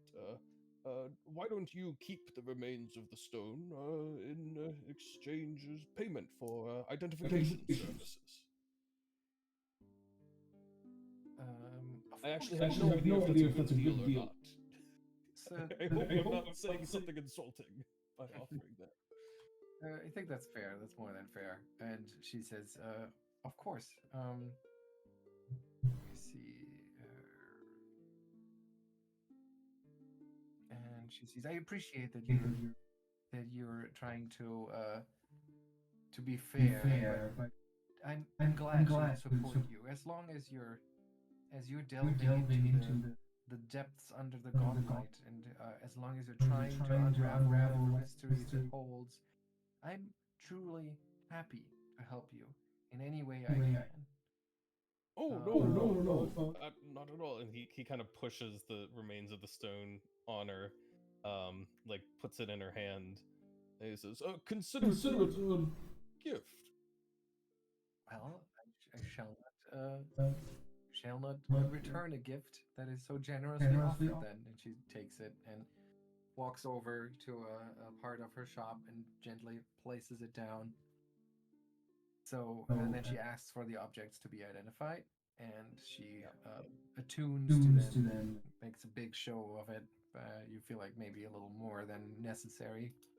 And she reveals the necklace to be a necklace of fireballs 1. So it has 166 fireball and 246 fireball beads. And the other unusual object is a mesmerizing opal, which is a talisman. So it's a consumable. It's a one-time item. When you activate it, you get blah blah blah blah. Outcome of your triggering deception check is a critical failure. You get failure instead. Well, that's a super powerful item. Yeah, and not at all essential.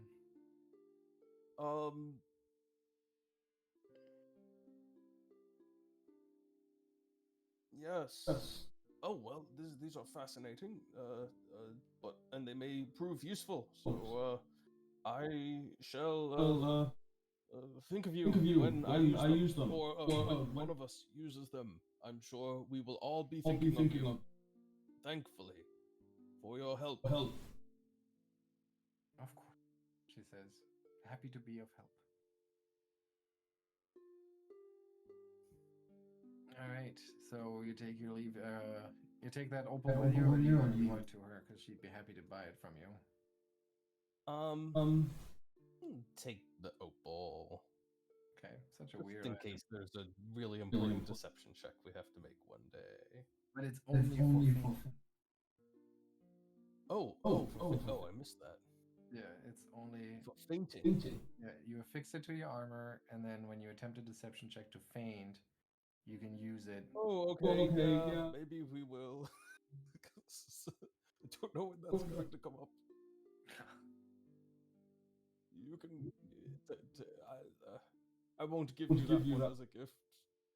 Sorry, I would, but it's I'm not the only one. I need to compensate. The rest of the team. I completely understand. I would not ask you to give me so many valuable gifts. So yeah, she takes it off your hand for 3.5 gold. Okay, I will add that to the party loot. 3 and 5 silver. I will delete the mesmerizing opal. Anything else you want to do, or should we move to the next day? I think I'm good.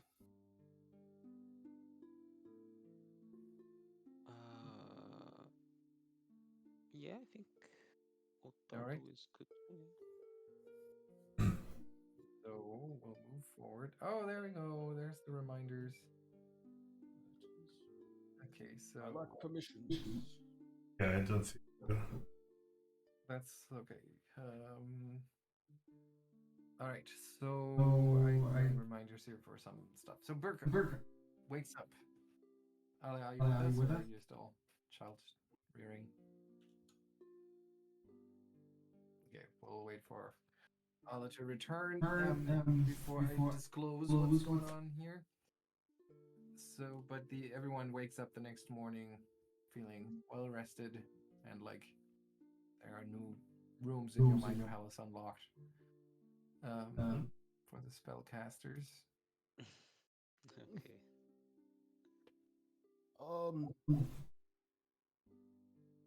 I happen to have this very interesting necklace. I'm not sure who is most useful upon. Necklace of fireball. Can cast 2 fireballs from it. I think 3 even. Oh, 3. Yeah, 1 powerful and 2 less powerful ones. Oh, yes. Wait, that hang on. That doesn't recharge, right? It's just a one-time thing. Yeah. I think you can keep it. You seem to be very handy with the produce flame, so you can produce flame more. I shan't say that I haven't dreamed of it.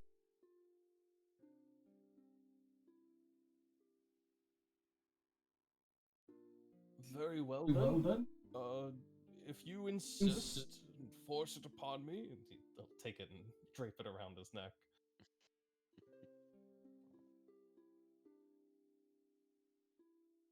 All right. And then at this point, we're gonna have to wait for Ali to return, because Birke, when you meet Birke the next day, she doesn't look good. Oh dear.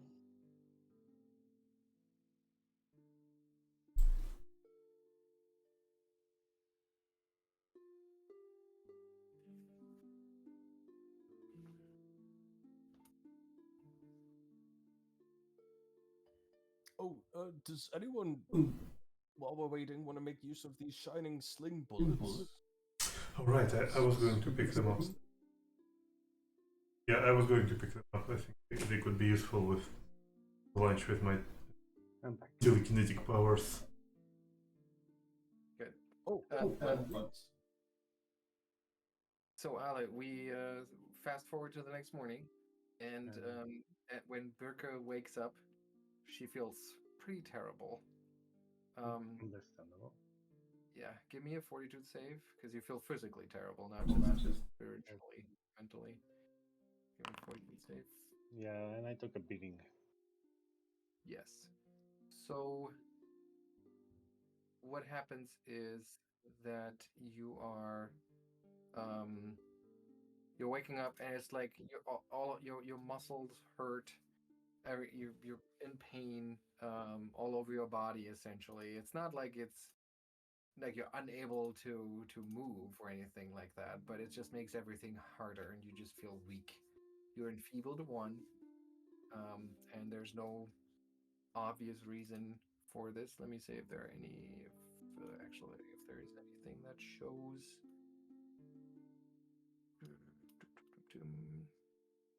Sorry, it's gonna take I a mean, I second. just got jumped on twice by undead, blood-sucking larvae, so I think I can think of a reason or two why I might be feeling like boiled garbage.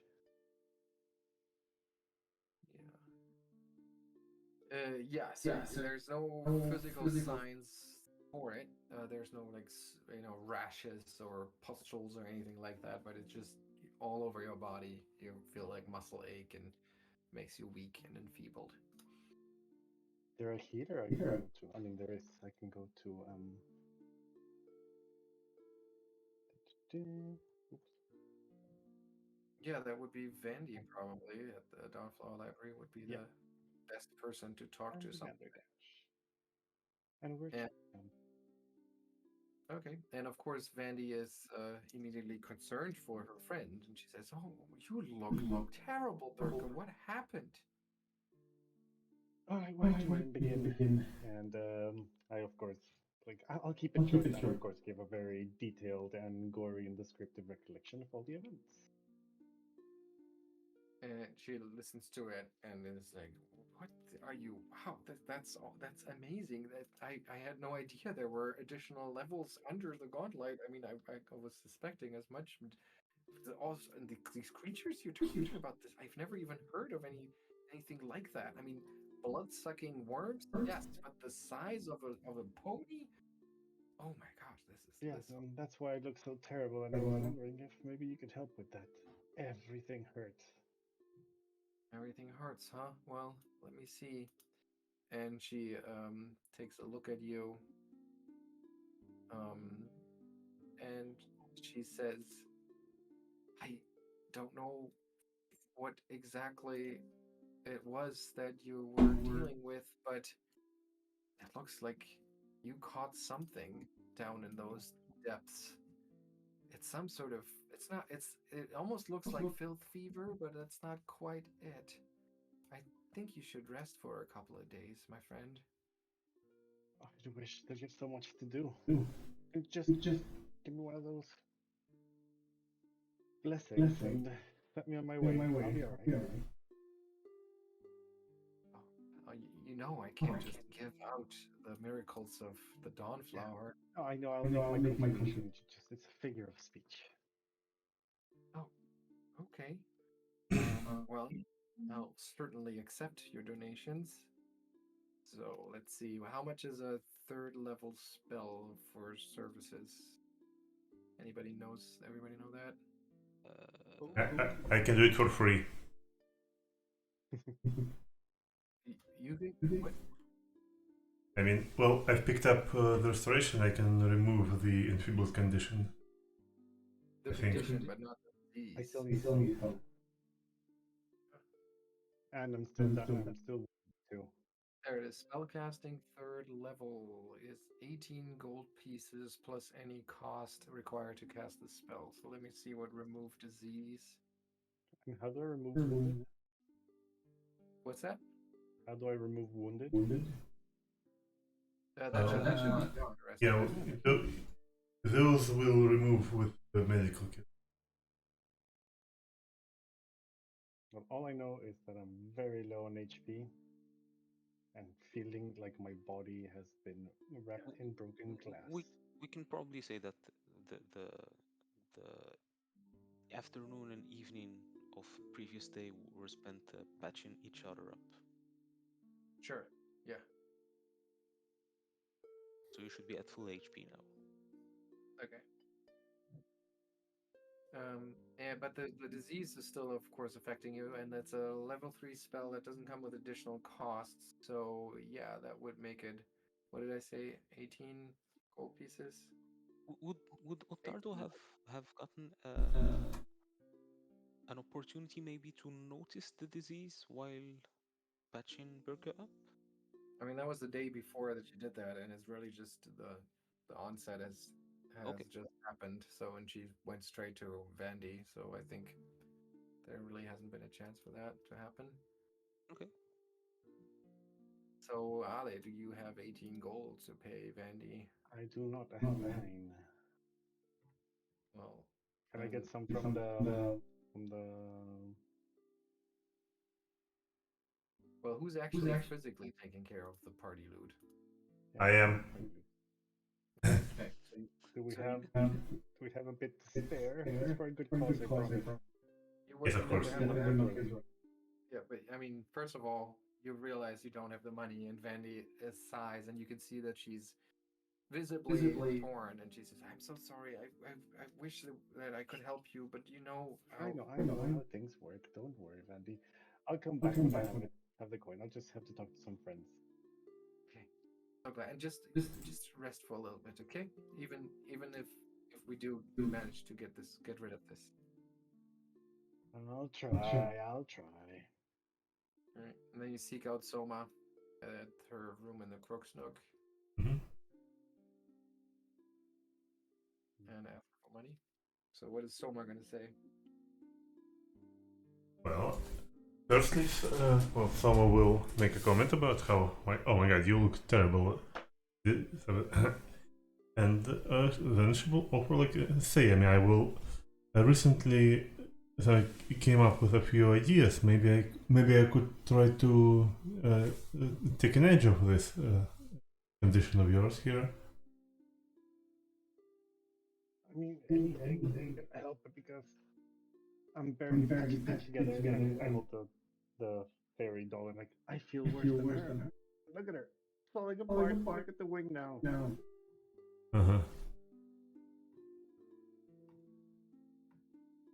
Well, since some offered, she will immediately try to cast restoration on her then.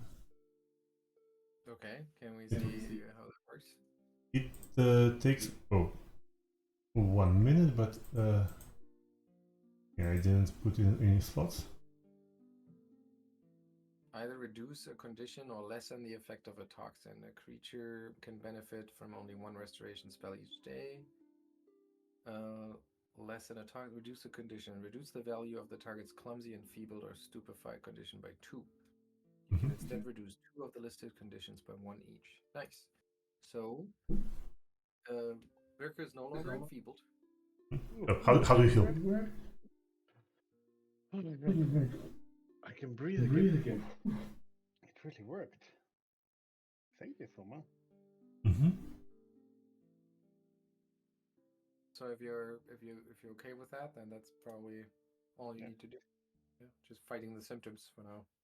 Any way I can up my HP?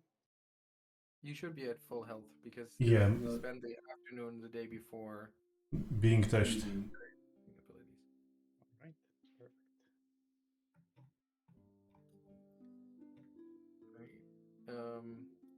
Oh, and while you were at Vandy's, I forgot to tell you that she also finished transferring the potency rune to your weapon, so you probably picked that up. So I get it back. Where did I pick it up from? Or it's the Gisarm, right? Yeah. And Yeah. add potency. Or how do I do it? Yeah, you add potency. I don't know how that works on Foundry, but I did it once. I'll find. Yes, here I go. Potency rule +1.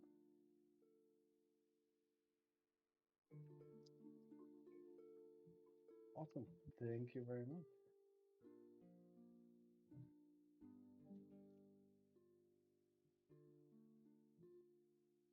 Okay. Good. Get a note here. And then we're good to go. Back to the Gauntlight? Question mark? Maybe just before we go, Ottardo will ask Soma about the rapier she's wielding, if it's mundane. Well, no, Back in when we just got it, we looked it over. It seems it does have a rune etched into it, but it is the similar potency rune that we keep finding, so it doesn't actually double the damage it does. Okay then. Well, I guess we are all set. Yeah, Okay, where do you want to go? we want to go home. I think where we were, there was just beyond the meat tube. There was one room we hadn't explored yet. Indeed, a closed door which has been nagging at the back of my mind since we left. Okay, so you find your way back over to the little island, and then down. Merely stop in the negative energy bath on the way down. So you first go into the main keep, go down to the negative energy shower, and then go all the way back up to move over to the island, and then down. You can certainly do that. I'll just add some time to our clock here. But He said Probably maybe should have it's done the that on the morning way now. that was two at the same time. Anthony, go ahead. I was just saying I should have done that on the way out yesterday. And who else was that? Was that? I know, Ottardo? it's not just saying dumb things. Okay. Is something happening? I can't seem to select the tokens. You are on a different tab, so it will not select tokens if you are not in the token control button. Oh, okay, I see. Wow, okay. Well, if we are all ready, Let's go.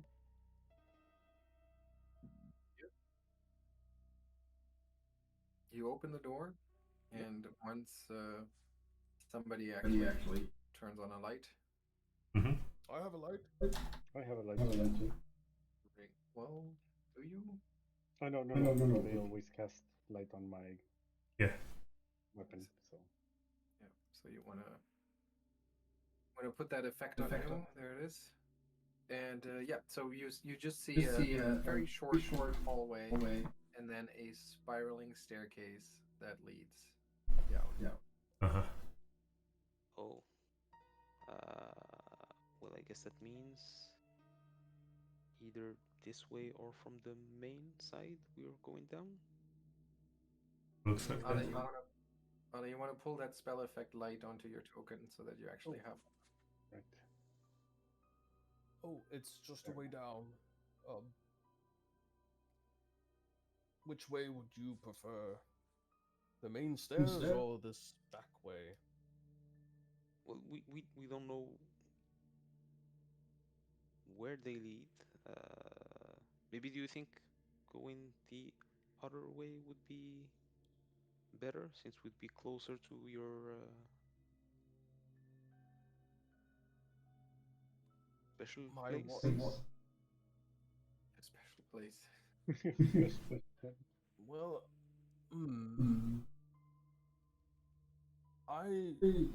we're already here.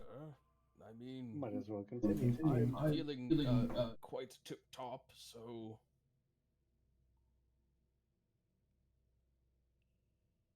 Well, all right then. Mm-hmm. And down the stair they went. Yeah. Down the stairs. Well, then hold on while I move you to the next level. All right. there is also the elevator device, which I don't know if we even know how to activate it, really, but You do not yet. So, and finally, Lucca. Okay, so I'm going to bring us to the next level. You descend the stairs for a little while, and then finally arrive at a landing in a corner and then I'll try to center it for you. And then, sorry.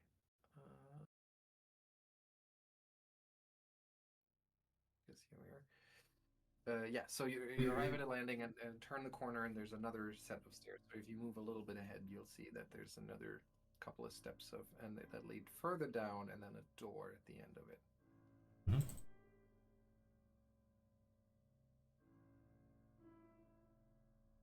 Souma prepares her flute so she could switch the music and spellcasting easier.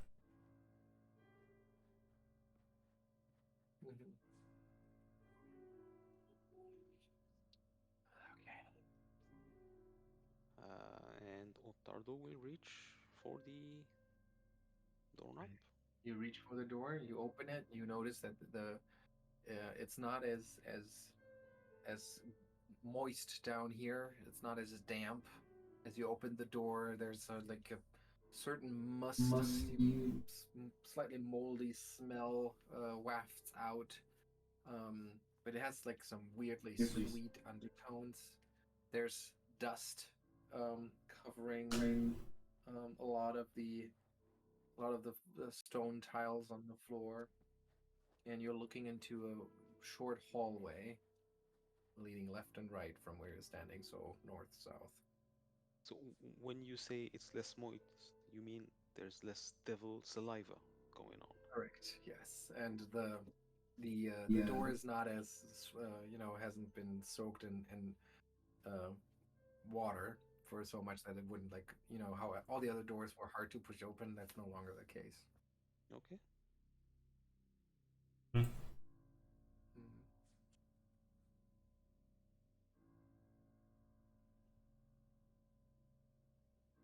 Birke, please light.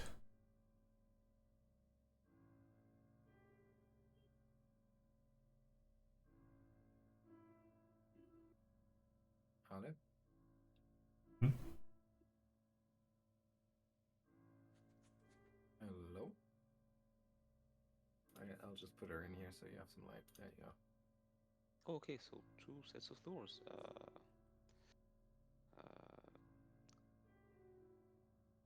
Ottardo will try this one. The one down here. Okay. And you open the door, and immediately you see like thick clouds of white mist that fill the room entirely, making it pretty difficult to discern any details of any kind. The mist even kind of like flows out of the room um, into the hallway that you're standing in. And let me think about how I want to do this real quick. Yes, I'm going to do the following. So, like I said, it kind of spills out of the room a little bit, and the mist flows over Ottardo, and it flows even over Birke.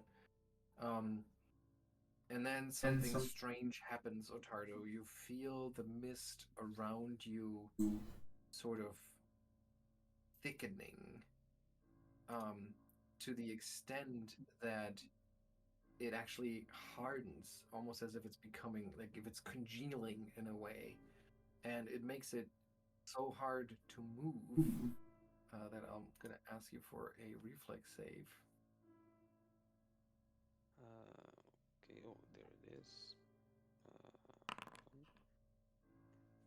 You fail, so this is really so thick that it makes it impossible for you to move. You're immobilized at this point, and let me see. And to your horror, you see in the fog ahead of you in the room, you see something move. And that thing is just a kind of like concealed shape. You don't really see its exact silhouette, but what you do see is long, spindly tentacles. So let me bring everyone into initiative. And then you can roll for initiative. Ouch.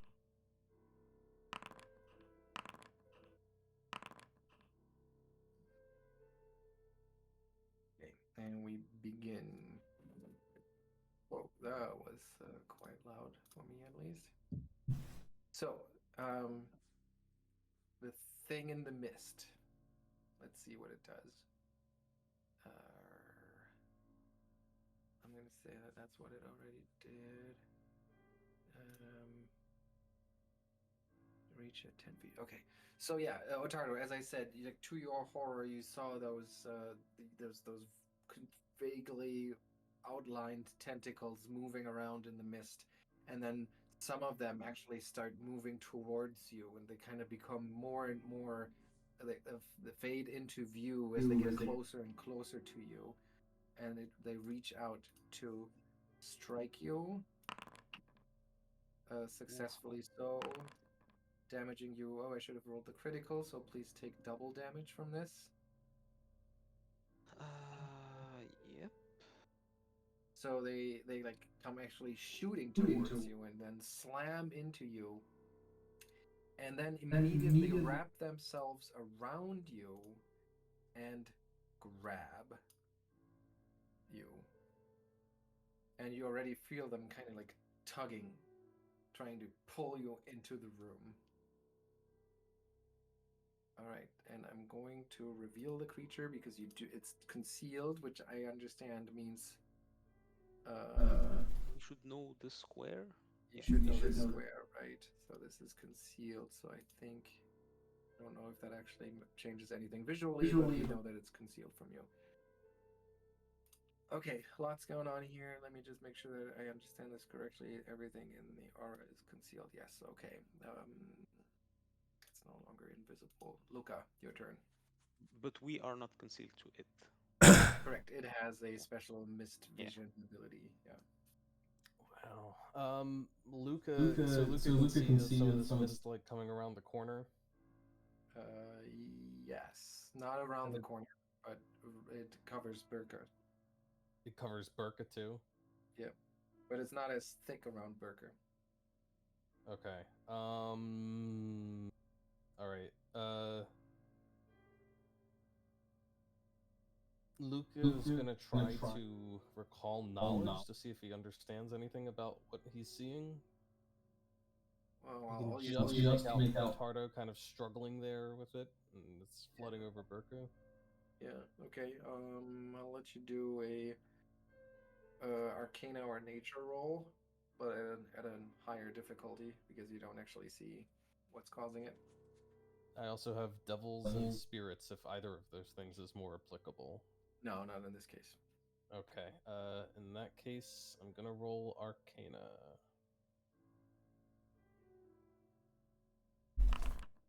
I should have whispered that. That's all right.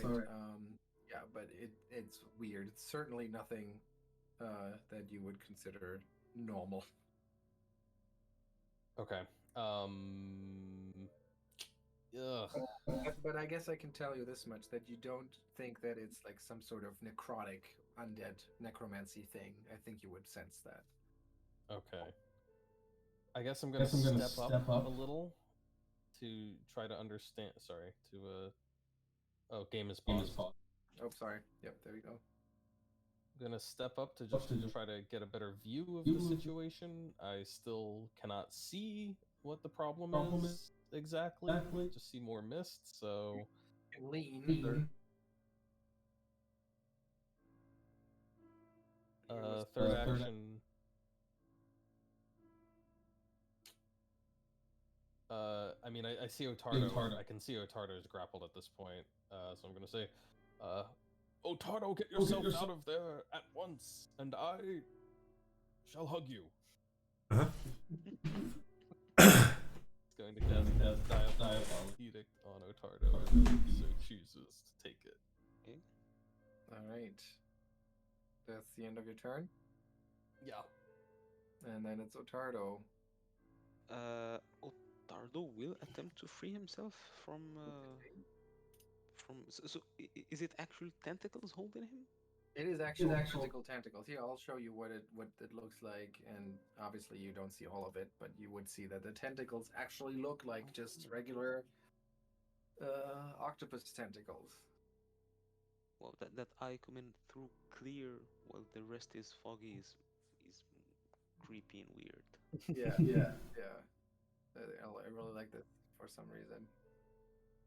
Uh, okay, so he is going to attempt that. Don't Nice. forget the +1, because I'm sure that'll make a difference. Oh yeah, It is yeah, very yeah. important. Yeah, that's let me see if that's a critical success. So you go against this. It's athletics DC. It is actually there's a difference because 31 is the critical success. Oh, all right, and that means he can stride as part of this. So he's going to remove grabbed and immobilized. He can stride as Yeah, part of I mean that. technically they're two different effects, but I'll give it to you Okay. because one is from the mist and the other one is from the tentacle. But I'll because it's a Ah, critical, I think it's okay. okay. And then he is going to raise his shield and take a swipe at this thing. All right. Don't forget your attack penalty for the escape attempt. But yes, Oh, right. Yes, you're right. and you miss it. All right, Birke. Dirk is going to. Can I, if I move here, can I strike over Ottardo?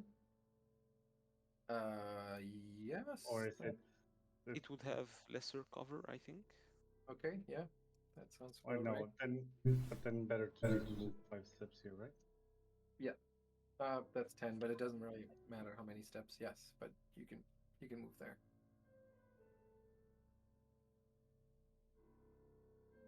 Oh, sorry, I forgot to ask Ottardo to roll the flat check for the concealment.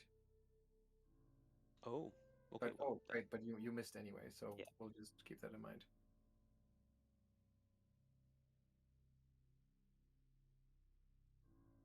Okay, Birker. And I'm gonna. All right. Then roll a nature or arcana. Check. 15. Oh man, that's Should've done blind.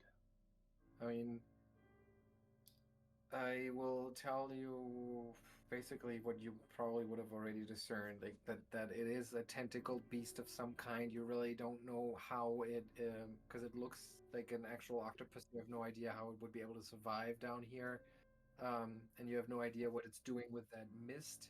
But you definitely would expect it to have quite a large reach with its tentacles, and you would expect it to be able to constrict. But that's really just conjecture on your end. It's Yeah. not, you don't know this creature. It's a theory. Alright, and for my third action, I'm going to stab it with my brand new Gizam. Okay.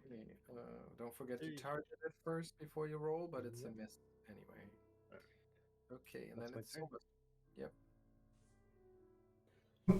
Well, this time I will try to not waste anything, any slots, so Souma will try to right towards Ottardo and try to reach, well,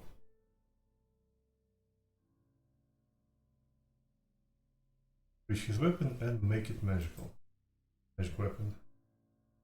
Nice. All right. Okay. Then it's the creature's turn, and Ottardo, I guess everyone can see the shape move in the damp mist, and it moves around, moves a little away, and then, well, Ottardo has proven so particularly good at avoiding it that it's going to target Birke instead. So its second action is going to be a tentacle strike from 10 feet away. That's a hit, doing 18 points of damage. And then Ottardo will use his reaction here, which will grant Birke resistance 5 against this damage. all right. So And his own. as yeah, Yep. and as part of that, he can take one step and attempt to strike the creature. Nice. All of that is great. And that happens before it takes its grab. So let's see. Flat check, I think. For targeting, yeah, sure. The order doesn't really matter here. So here's the prompt. And that's fail. Yeah, so you just swing and you miss. You kind of misjudged where it is exactly. All right. So Birke, you grabbed. Once Arana grabs, which everybody would using grab extends the duration. But I got that beat. Yeah. Yes, so you went on your turn. You can try to escape, but let me double check. 'Cause it used to be that when you grab, you actually moved right next to it, but that doesn't seem to be the case anymore. So that was its turn. Move, attack, and grab. Yes, Lucca. Oh, it's back to me. Okay. I'll step around the corner so I can see what's. Oh, there it is. I guess I'll keep. So does the mist still seem to be extending over here? No, it seems to be moving with the creature in a 15-foot aura, which I can place if that is helpful. I can place that here. Okay. Well, I don't want to be in that. Is it still affecting people? Are they still like fighting it and getting slowed down? No, that only happened to Ottardo once. Everyone else seems to be moving through the mist just fine. Okay. In that case, let's burn it, or at least try to.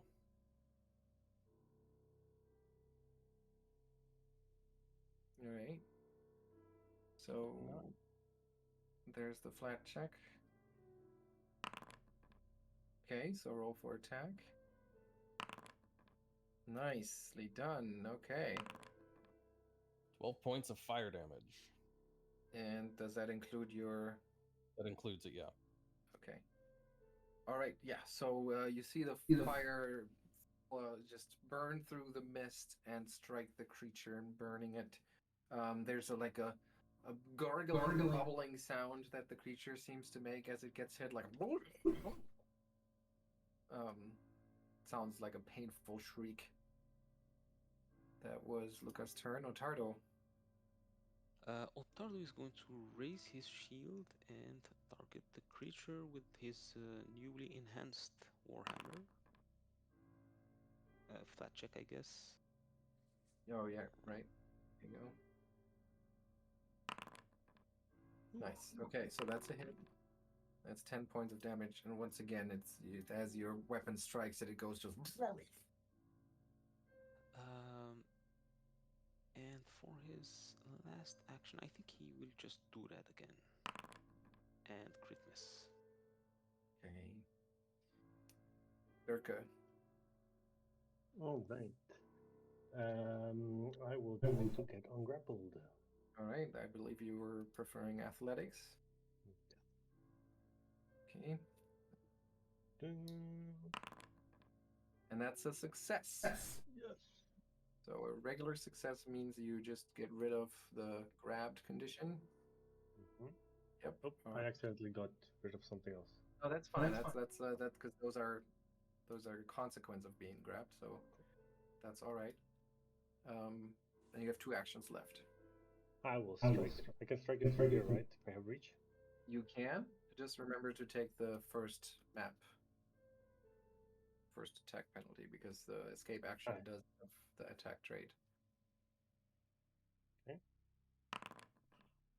Okay, that's a miss. And yeah, while I'm at it. Yeah. So you break free from its tentacle hold and then just swing your gazarm through the mist, but missing to connect. Soma. This time we will start with courage. I will try to make it lingering again. Maybe with the new day will bring me new, better performance rolls. And it looks like it will. And I will just join the fray. Try to zip telekinetic projectile into this misty tentacle monster. Okay, here's your check. Alright, roll for attack. And no. Okay, and it just hits the back of the room. Alright, then its turn comes up again. Alright, fun. What's it gonna do? Yes, it is locked into battle with Ottardo now. It is going to strike out with its tentacles, slamming into him. 23 to hit. That is a hit. 13 points of damage. He will use his reaction to block some of that with his shield. Okay. And then it spends its next action to grab you. And its third action, it's wrapping its tentacles around you, and then it's starting to constrict. It's just going tighter and tighter and tighter. I will need a fortitude save from you. Okay. That's a regular failure, so you take 12 points of bludgeoning damage as it just like squeezes the life out of you. And then it's Lucca's turn.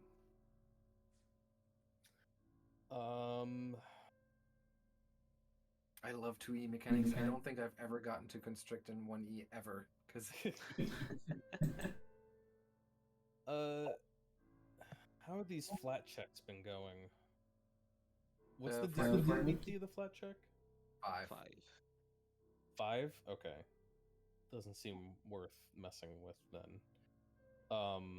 But this thing is really putting the hurt on Lucca, or sorry, on Ottardo.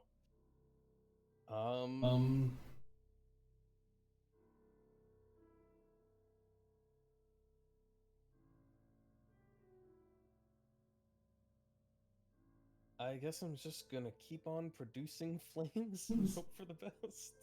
Yeah, not the worst thing to do, for sure. It's working so far. All right, here's flat the flat. check. Ooh, nicely done.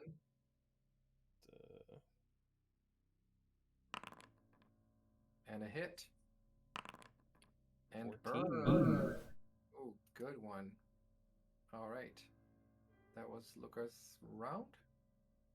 I have one more action, but I'll try to scare it, I guess. In a way, is it already frightened? No, it's not. It's concealed. No, Okay. I'll try to scare it. I'll demoralize it by just glaring at it and letting it see me, like flick my fingers and even more fire coming up. Like, you're gonna keep getting this.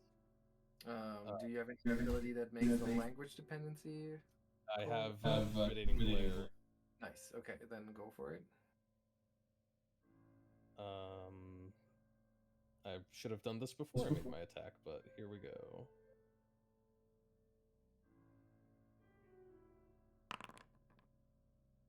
Nice. Okay, so even though you barely can see it, somewhere in that mist, that one giant eye, and Ottardo can probably see it more clearly because he's right next to it. It just like catches sight of Lucca back there, who tries to appear menacingly and glare at it, and somehow it makes eye contact and is frightened. 1. Nice. Okay, Ottardo.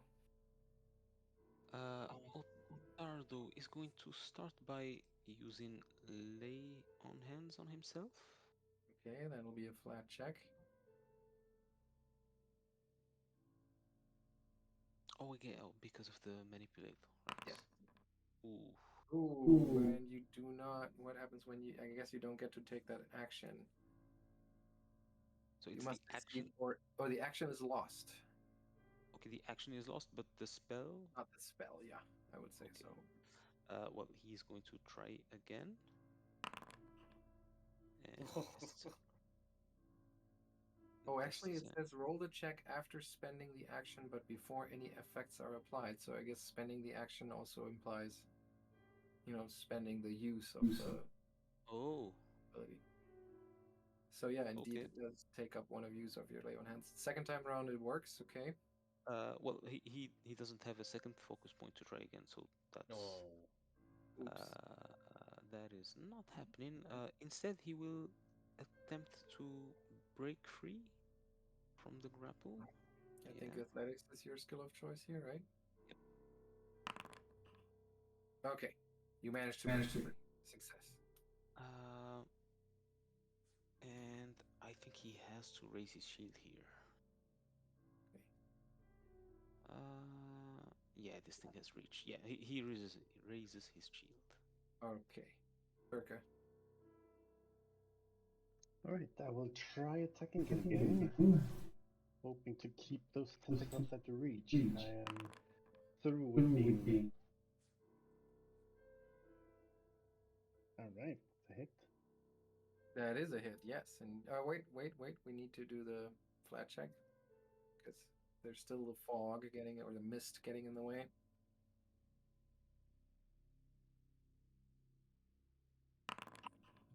All right, that's a success. So roll for damage. Alright. 7 points. And as I feel it connect with weird tentacle things, I keep slashing. Oh, and that's a miss. Third. And one final one, just for good luck. Yeah, that's not gonna happen. Unlucky. Okay, Soma. Right. The Berkage continues by itself, and Soma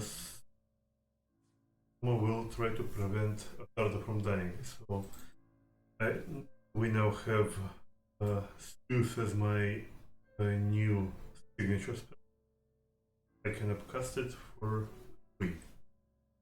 Nice. Nice. We'll try to cast Sooth second level slot. Ottardo.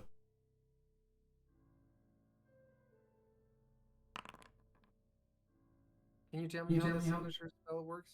Is it literally raise freeze? Infinite number of times a day, or how does it work? No.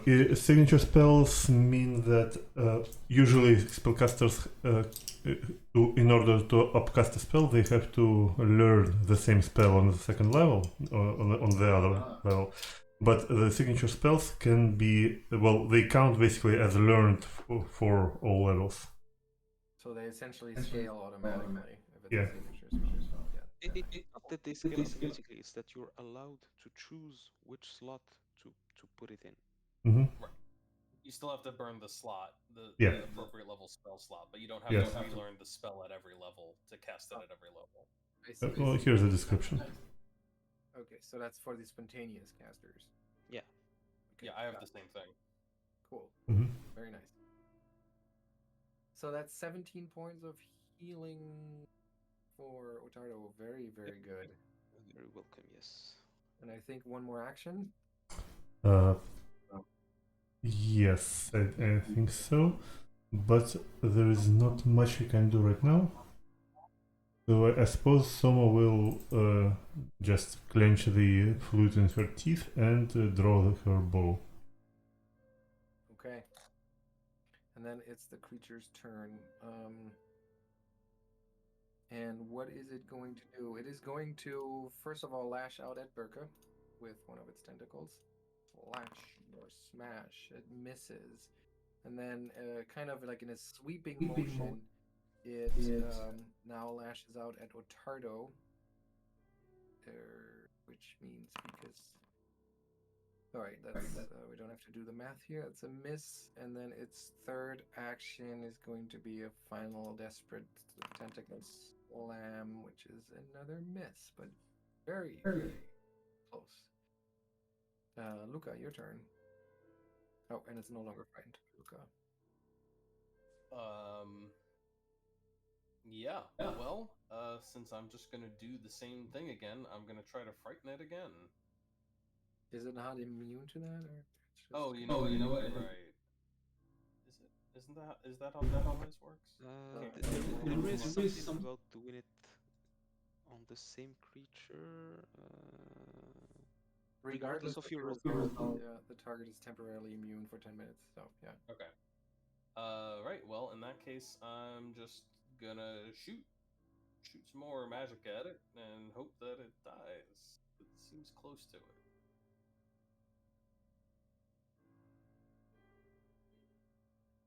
Might as well take advantage of this Inspire Courage. And yeah, let me just prompt you with the DC here, the flat check.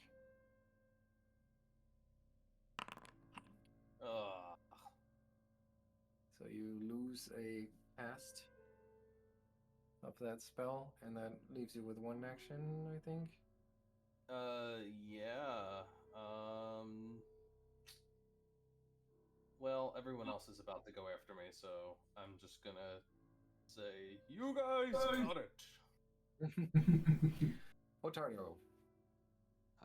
Ottardo will start by raising his shield, since it has proven to have saved his life recently, and he will swing at the creature, hoping to bring it down.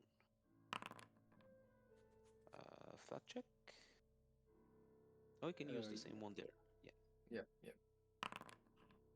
Nice. Okay, that's a hit, and that's damage.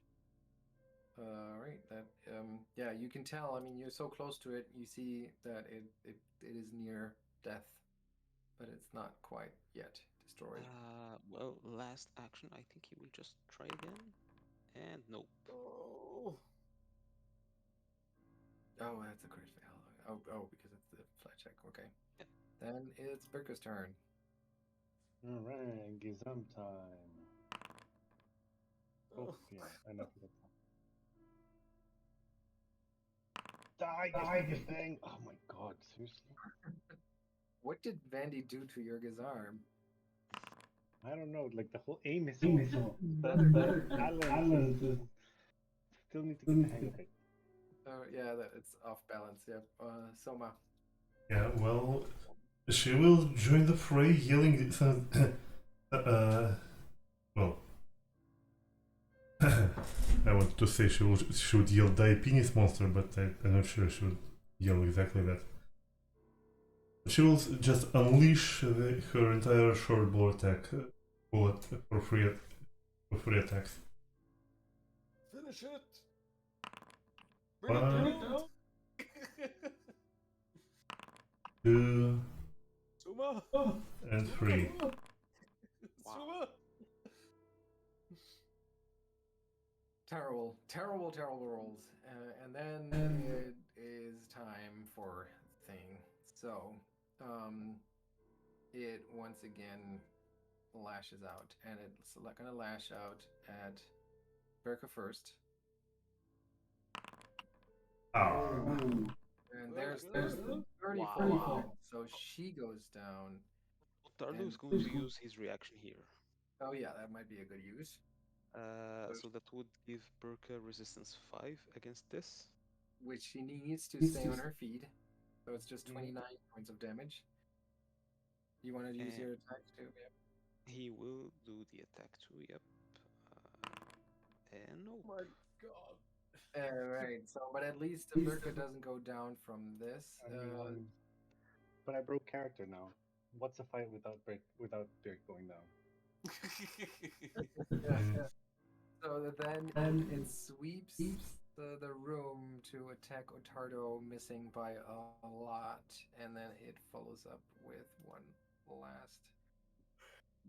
Does the grab have to happen immediately? The last action was a success with a strike. Yeah, so I guess it can't. Too bad. So it's just gonna miss one more time, and then it's Lucca's turn. I should I feel like play we really need to work on Birke's AC or something. I don't know. I mean, it's not like it was close. Yeah, it's true. It's a critical hit. Yeah. Let's hope the fire does the job. I really didn't think I was gonna be here again. Yeah, Birke's AC is 21. That's decent, I think. Yeah, actually, that is pretty good. I just had some really amazing rolls. All right. No, let me I'm cursed with rolls. Doesn't matter the system, doesn't matter the missed medium. Regardless. Okay, well, it's not gonna be me. I do have harm, but I would need the 2-action version to actually do anything with it. From here. Do you want to do a recall knowledge? I already tried one. Can I do it again? Well, you hadn't seen it at the time. You were just trying to identify the mist itself, so I'll let you do Sure. that. I'll okay. Using Arcana, right? Yep. Whispered. Okay. Yeah, but it's not like you're. I mean, this doesn't really make sense. It's somehow it's a walking octopus that has command of a watery mist. It's just none of this makes sense. It's a cycloctopus. It has one eye. Ottardo. You should be have the courage. All right. Oh, I missed that. I think But we forgot it. Would a That's 19 hit? Nope. Okay, then never mind. So Ottardo goes shield and then hammer. Come on. Miss, and he will try again. There you There go. you go. Now, what could go wrong with the flat check? Success! Roll for damage. 20 points. That is enough. And it explodes. Not this time. Actually, indeed, as you swing your hammer like that final last time with lots of frustration in there because this fight has really not been going your way, you bring it down hard and you smash it. And the entire time so far, you felt like there was actual like body and shape to it whenever your hit connected. But this time it just goes kind of like scratch. And the thing again, it doesn't explode as such, but it just kind of, collapses in a puddle of watery substance matter of some kind, and slowly the mist starts to fade and to disappear. Dissipate. That's the word I was looking for. Thank you. And yeah, you are able to take a breath. And that is Again, I'm gonna make Taylor a this range. I'm gonna give you 60 XP for this. Wonderful. Now,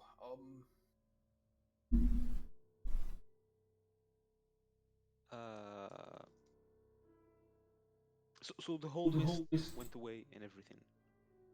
Yeah, like the mist kind of slowly collapsed in on itself and dissipates, and then eventually it reveals the room. Right, so now that you can actually see the room, let me tell you a little bit about it. Which is that there's not a whole lot to talk about. Let me. That was. Give me a second. Oh, you know what? Let's just do 5 more perception perception checks for Souma. It's a new day, so let's go with a new set of rolls. All right. Oh, yep. Mm-hmm. And one. All right. Thank you. Okay. Yeah, so there's not much to see in this room. Like as the fog disappears, you see a door to the south, and you see this opening to the east that leads into what looks like a hallway. Um, there's splintered, rotten wood lying scattered around the hall. That's what you can see from where you're standing. The way south is blocked by a door. I think we are going to first take some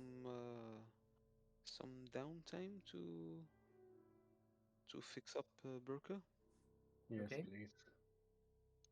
While we're doing this, are you going to try to use medicine or lay on hands?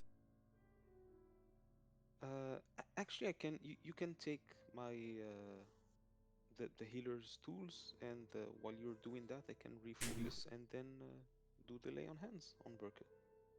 Okay. This way we gain some time. Okay. So you hang out here for 10 minutes, keeping a lookout over your shoulder as you patch up Birke. Yep. Okay. Yep. I'll let you do that. So Uh, roll your medicine check. Yeah, I will. There should be the find wounds, I believe. Find it.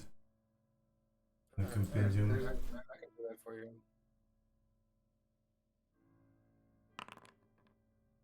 Okay, thanks. So that was a success. So Birke heals 8 points. and just as that is done, Ottardo should have regained his focus and should grant Birke this many Ooh, nice. hit points. And if we can hang out for 10 more minutes, Yeah, that well, would be great. yeah, it does. Like as you hang out here for 10 minutes, it is a little bit unsettling. I mean, you know very little about these halls here. You've just entered this level, and you feel like there's always something ready to turn around the corner. You even feel like you can hear like rustling sounds, like almost like somebody's like flipping pages in a musty tome or something like that. It's really unsettling. But obviously, no creature has jumped out at you, so you're welcome to spend another 10 minutes. Okay. Actually, Ottardo is going to mention that he is quite injured too, and maybe we could Yes, I will. to the upper level. Oh, I will. While you're refocusing, I will try to treat your wounds next. Okay. Have you found the macro, or do you want me to do it again? I found the macro. Yes. While they're all busy with this, Lucas spends the first 10 minutes refocusing, and then he's going to do a little detect magic, I guess. Hmm. Which continues to be your exploration activity anyway, right? Yeah. Let me see. Can you give me the detect magic description, Rob? Do you have that handy? I can. Thank you. It is now heightened to second level, which I don't think does anything. So.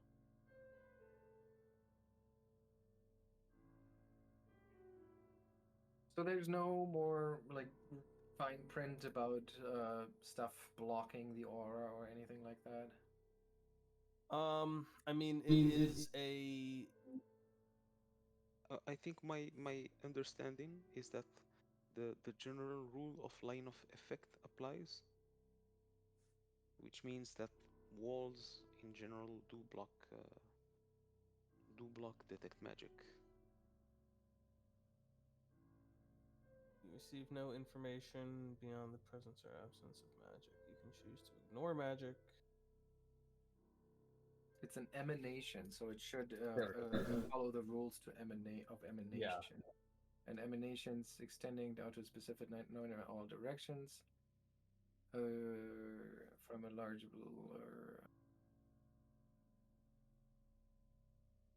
I mean, it doesn't say anything about blocking spell effects, so unless there's a general rule about that? I just don't There know. is a general rule about line of effect being required for all spells.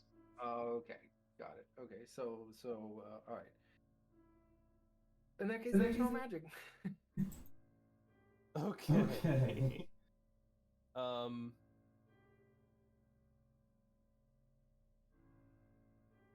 Okay then. Cool. Can I do a quick? Okay, never mind. There's no magic. So, yep, I'm good. I'm just hanging out. Okay, so after Soma has patched up Ottardo, what do we do? Well, Birke is still a bit hurt, so I think we are going to need another 10 Yeah, minutes. a bit more of a patch up. Well, you are for now immune for an hour's wounds. Yeah. So it, It's not a very pleasant place. I'll fudge along. We We'll be could. fine. I mean, Are you sure? we had the first 10 minutes where Soma applied treat wounds to Birke. Does Soma have battle medicine or anything like that? Because it takes 10 minutes for treating wounds. I do have battle medicine, but battle medicine doesn't do anything. I think if Ottardo picked the speedy recovery, right? No, in the end he didn't, because the healing he has from lay on hands is the same as what he has from on average from doing treat wounds. Wait, but battle medicine does do it. It means that your treat wounds is essentially just a single action. Yes, but you can only do it once per day. Yes. Okay, but that means the first treat wounds that Soma did was just an instant action. Then you waited 10 minutes for Ottardo to regain his lay on hands. No, And it wasn't it wasn't a battle medicine. It was 10 minutes of treat wounds, where in parallel Ottardo was refocusing to regain his Okay, but lay on hands. what I'm saying is now that she's done it again, that means another 10 minutes, or it was the battle medicine, like either of those. No, I mean we spent 20 minutes right now, so like at one point it huh? Okay, so you already spent 20 minutes here. That's Yes, what yes, I'm yes, saying. yes. Yeah. Okay. Well, Ottardo will suggest maybe going up where we know, where we think things are clear, while we patch up Birke, and then we can come back down. More stairs. If you insist.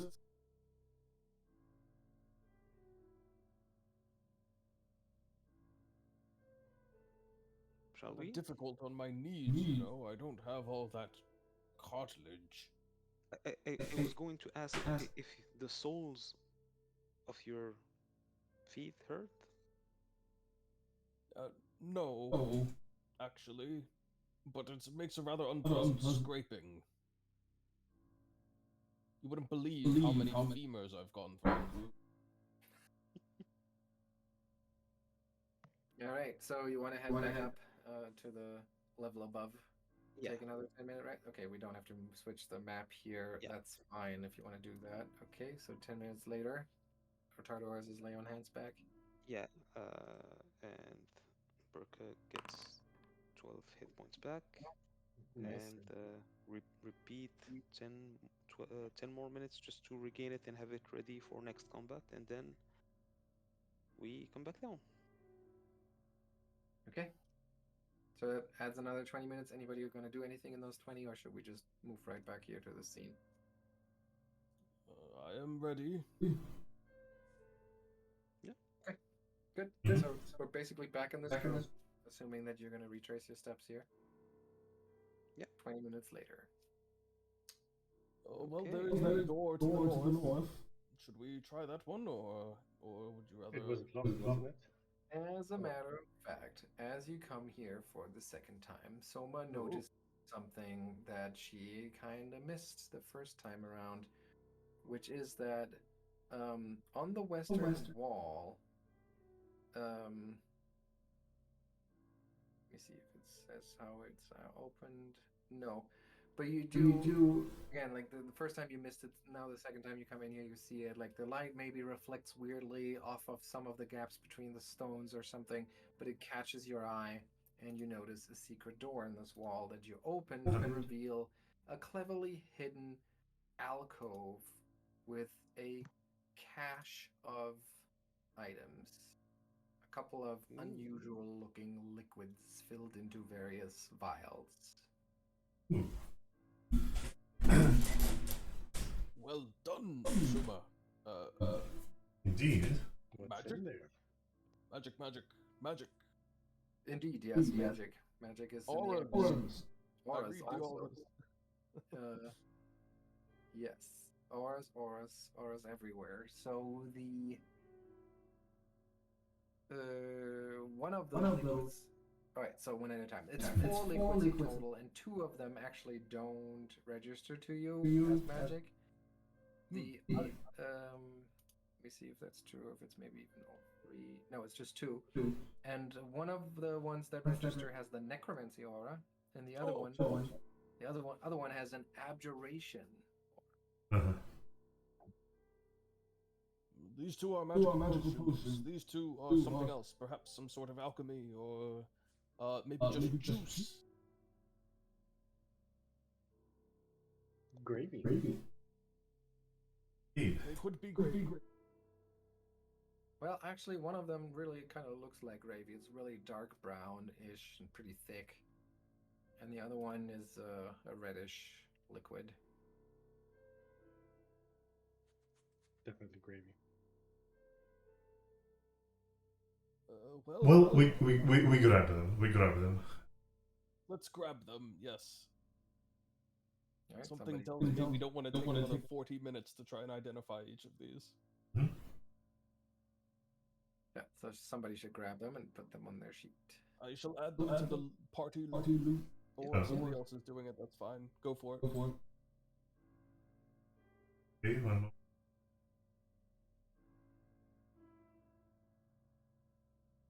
Would this be a good moment to close the chapter? It's getting a bit late here. We have a few more minutes, and then we would get to a good point. Nothing big, just a little bit further. Okay. Remove them. So you've raided the cache. All right. So now it's time to move on. Well done. There's this door over here. Should we try this? Or should we try the corridor? Let us try the door. We have sat beside it for 20 minutes without anything happening, so maybe there's nothing there.